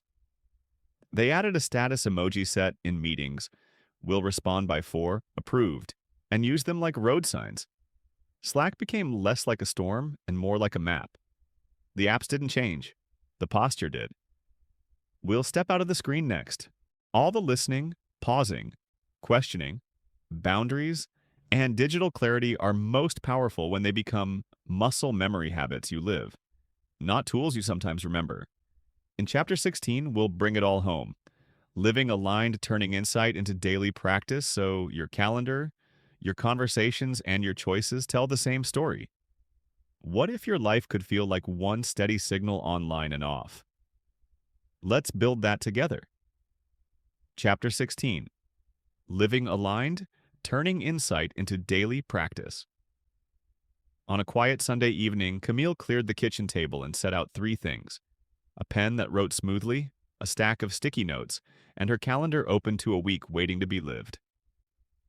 A year earlier, this hour would have been a swirl doom scrolling, half watching a show, and promising herself a fresh start at 6 a.m. that never came. Tonight felt steadier. She wasn't trying to change her life in one sitting. She was laying tracks, small, repeatable moves that would carry her through noise toward the truths she had worked so hard to hear. Think about this for a moment. Alignment isn't a mood, it's a method. We imagine living aligned as a feeling that arrives when our priorities and our days finally shake hands. In real life, the handshake happens because you build it. One question, one pause, one boundary, one review at a time. Feelings follow patterns. If you want your life to feel honest, make honesty easy to practice. Here's the psychology in friendly terms. Habits are energy savers. Your brain loves routines because they reduce decision load. If you install small, truthful routines, your nervous system starts doing the right thing by default. You no longer need willpower to ask a clean question or hold a 3-second pause. Your mouth and lungs know the shape. Identity then gets traction. You don't just want to be someone who lives aligned, you become someone whose day keeps nudging you toward what's real. Camille began with a 2-part ritual that took 10 minutes max. First, the signal scan. She wrote 3 prompts at the top of a page. What mattered last week? What hurt? What helped? She listed short bullets: mom's unexpected laugh on FaceTime, a meeting where she steamrolled, a walk that reset her mood. No essays, no judgment, just signals. Second, the shape the week. She pulled forward 2 values: health and making better decisions, and gave them homes on the calendar. 3 25-minute walks, 1 lantern review block on Thursday. Then she looked at the week's friction points. A budget talk with her partner, a vendor call, a friend's ask. For each, she penciled a tool in the margin like a musician marking a score. Bridge for the friend, ALIGN for the vendor, 3x3 pauses during the budget talk. She wasn't winging it. She was staging the room where truth could land. Pause and ask yourself, if you gave 10 minutes to a signal scan and a shape the week, what would you choose to honor? But is this really the whole truth? Could there be something deeper, like the fear that structure will make you rigid? Or that if you plan for honesty, you'll have to face what you've been avoiding? The paradox is kind. Structure gives you the flexibility that panic promises and never delivers. Living aligned also means installing micro-choices that compound. Camille taped 3 tiny scripts to her laptop. What do you need this to do? ALIGN ask. 2 options that work for me are bridge design. Slow is smooth. 3x, 3 breaths, 3 beats. These weren't decorations. They were interrupts. When a hot email arrived, she read, "Slow is smooth," and stood up before replying. When a teammate asked for just a quick favor, her eyes found 2 options, and her mouth followed. The scripts didn't make her perfect. They made her consistent. Another piece of alignment is tethering hope to a unit of measure. Camille used a weekly scoreboard with 3 simple rows. Keep, what stays; change, what shifts; learn, what the world taught you. Under keep, she wrote walking. Thursday lantern, Sunday signal scan. Under change, she placed 1 experiment. Pilot meeting updates as voice notes. Under learn, she captured a short truth. When I pause, people tell me the real risk. The scoreboard wasn't a grade. It was a mirror she could actually stand to look into. Think about this for a moment. Many of us chase dramatic reinvention because we haven't been taught to respect boring consistency. But boring consistency is where freedom grows. A single honest sentence repeated over months remaps a relationship. A weekly review block saves dozens of emergency meetings. A 3-second breath changes the arc of an argument. Here are everyday applications you can try this week. Morning. Before opening messages, ask one question out loud. What would make today responsible? Pick 2 moves and schedule them. If messages are a flood, run ALIGN on your own brain. Ask what matters. Listen, what do I feel? Invite, what small choice aligns? Ground, put it on the calendar. Next step, do the first 60 seconds now. Midday, choose one conversation to practice. Notice, name, narrow. You paused on that point. Want to stay there? Then be quiet. If you forget and fill the space, don't spiral. Repair. I rushed. Take your time. Evening. Run a 90-second truth tally. Where did I align? Where did I drift? One sentence for each. If you drifted, name the smallest nudge for tomorrow. The tally is not a scolding, it's a compass check. Relationships breathe easier when alignment has edges. Camille and her partner built a friction ritual for money talks. Set a timer, 2 truths, and a request each. End with a plan on paper. The timer turned a swamp into a path. At work, she introduced a definition pass before debates. Each person wrote what done, urgent, and good meant for this project. Arguments softened because the words matched. Pause and ask yourself, what word in your week needs a shared definition? Support. On time. Available. Respect. How would your life change if those words carried the same picture for everyone affected? Living aligned doesn't mean life gets easy. It means your recovery gets fast. On Wednesday, Camille broke her own boundary and said yes to a last-minute deck at 9:30 p.m. Old reflex, new response. Thursday morning, she sent a clean repair. I said yes past my limit last night and showed up groggy today. I'm resetting. Deep work 9 to 11, deliverable by 1. In the future, I can help if we set requests by 4 p.m. No drama, just a posted weight limit on the bridge. There's also the digital mirror. Camille turned off red receipts, created a Slack status set that translated ambiguity into units. Reply by 3. Approved. In focus until 11 minutes, and moved hot threads to voice for 10 minutes before summarizing decisions in writing. Her online life stopped drafting stories she didn't actually believe. If this chapter is giving you ideas you can use, share your thoughts in the comments, like this video, and subscribe for more. Tell us one microscript you'll tape to your screen or one 10-minute ritual you'll try. Your tiny shift might be the permission someone else needs. One more layer, identity. When your days begin to match your values, your self-story updates from the inside out. You stop needing grand declarations because evidence is accumulating quietly. You asked one clean question, you held one gentle edge, you paused and the room told you the real thing. That evidence is how shame loses its job. You aren't pretending to be aligned, you have a paper trail. But is this really the whole truth? Could there be something deeper like grief for the version of you who coped by overgiving, overworking, or over-explaining? Allow that grief. Thank that version for getting you here. Then invite them to retire with honors. You're not abandoning yourself. You're updating the job description. Camille's Sunday ritual grew lighter with practice. She still had messy weeks, awkward phone calls, and plans that met reality and blinked. But the distance between who she said she wanted to be and how she lived narrowed. Her calendar turned into a story she recognized. Her relationships got sturdier, not because she never failed, but because she repaired quickly and kept her promises small and real. We'll leave you with a promise and a pull. The promise: alignment isn't a finish line, it's a way of walking. Some days you'll float, some days you'll trudge. The way stays. The pull: in the epilogue, we'll widen the lens.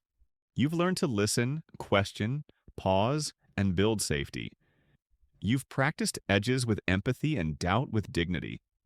Now we'll step into your ongoing interview with life itself. How to keep hearing the truth in seasons of change, and how to let the truth keep setting you free. Bring your pen. Bring your breath. The conversation isn't over, it's getting deeper.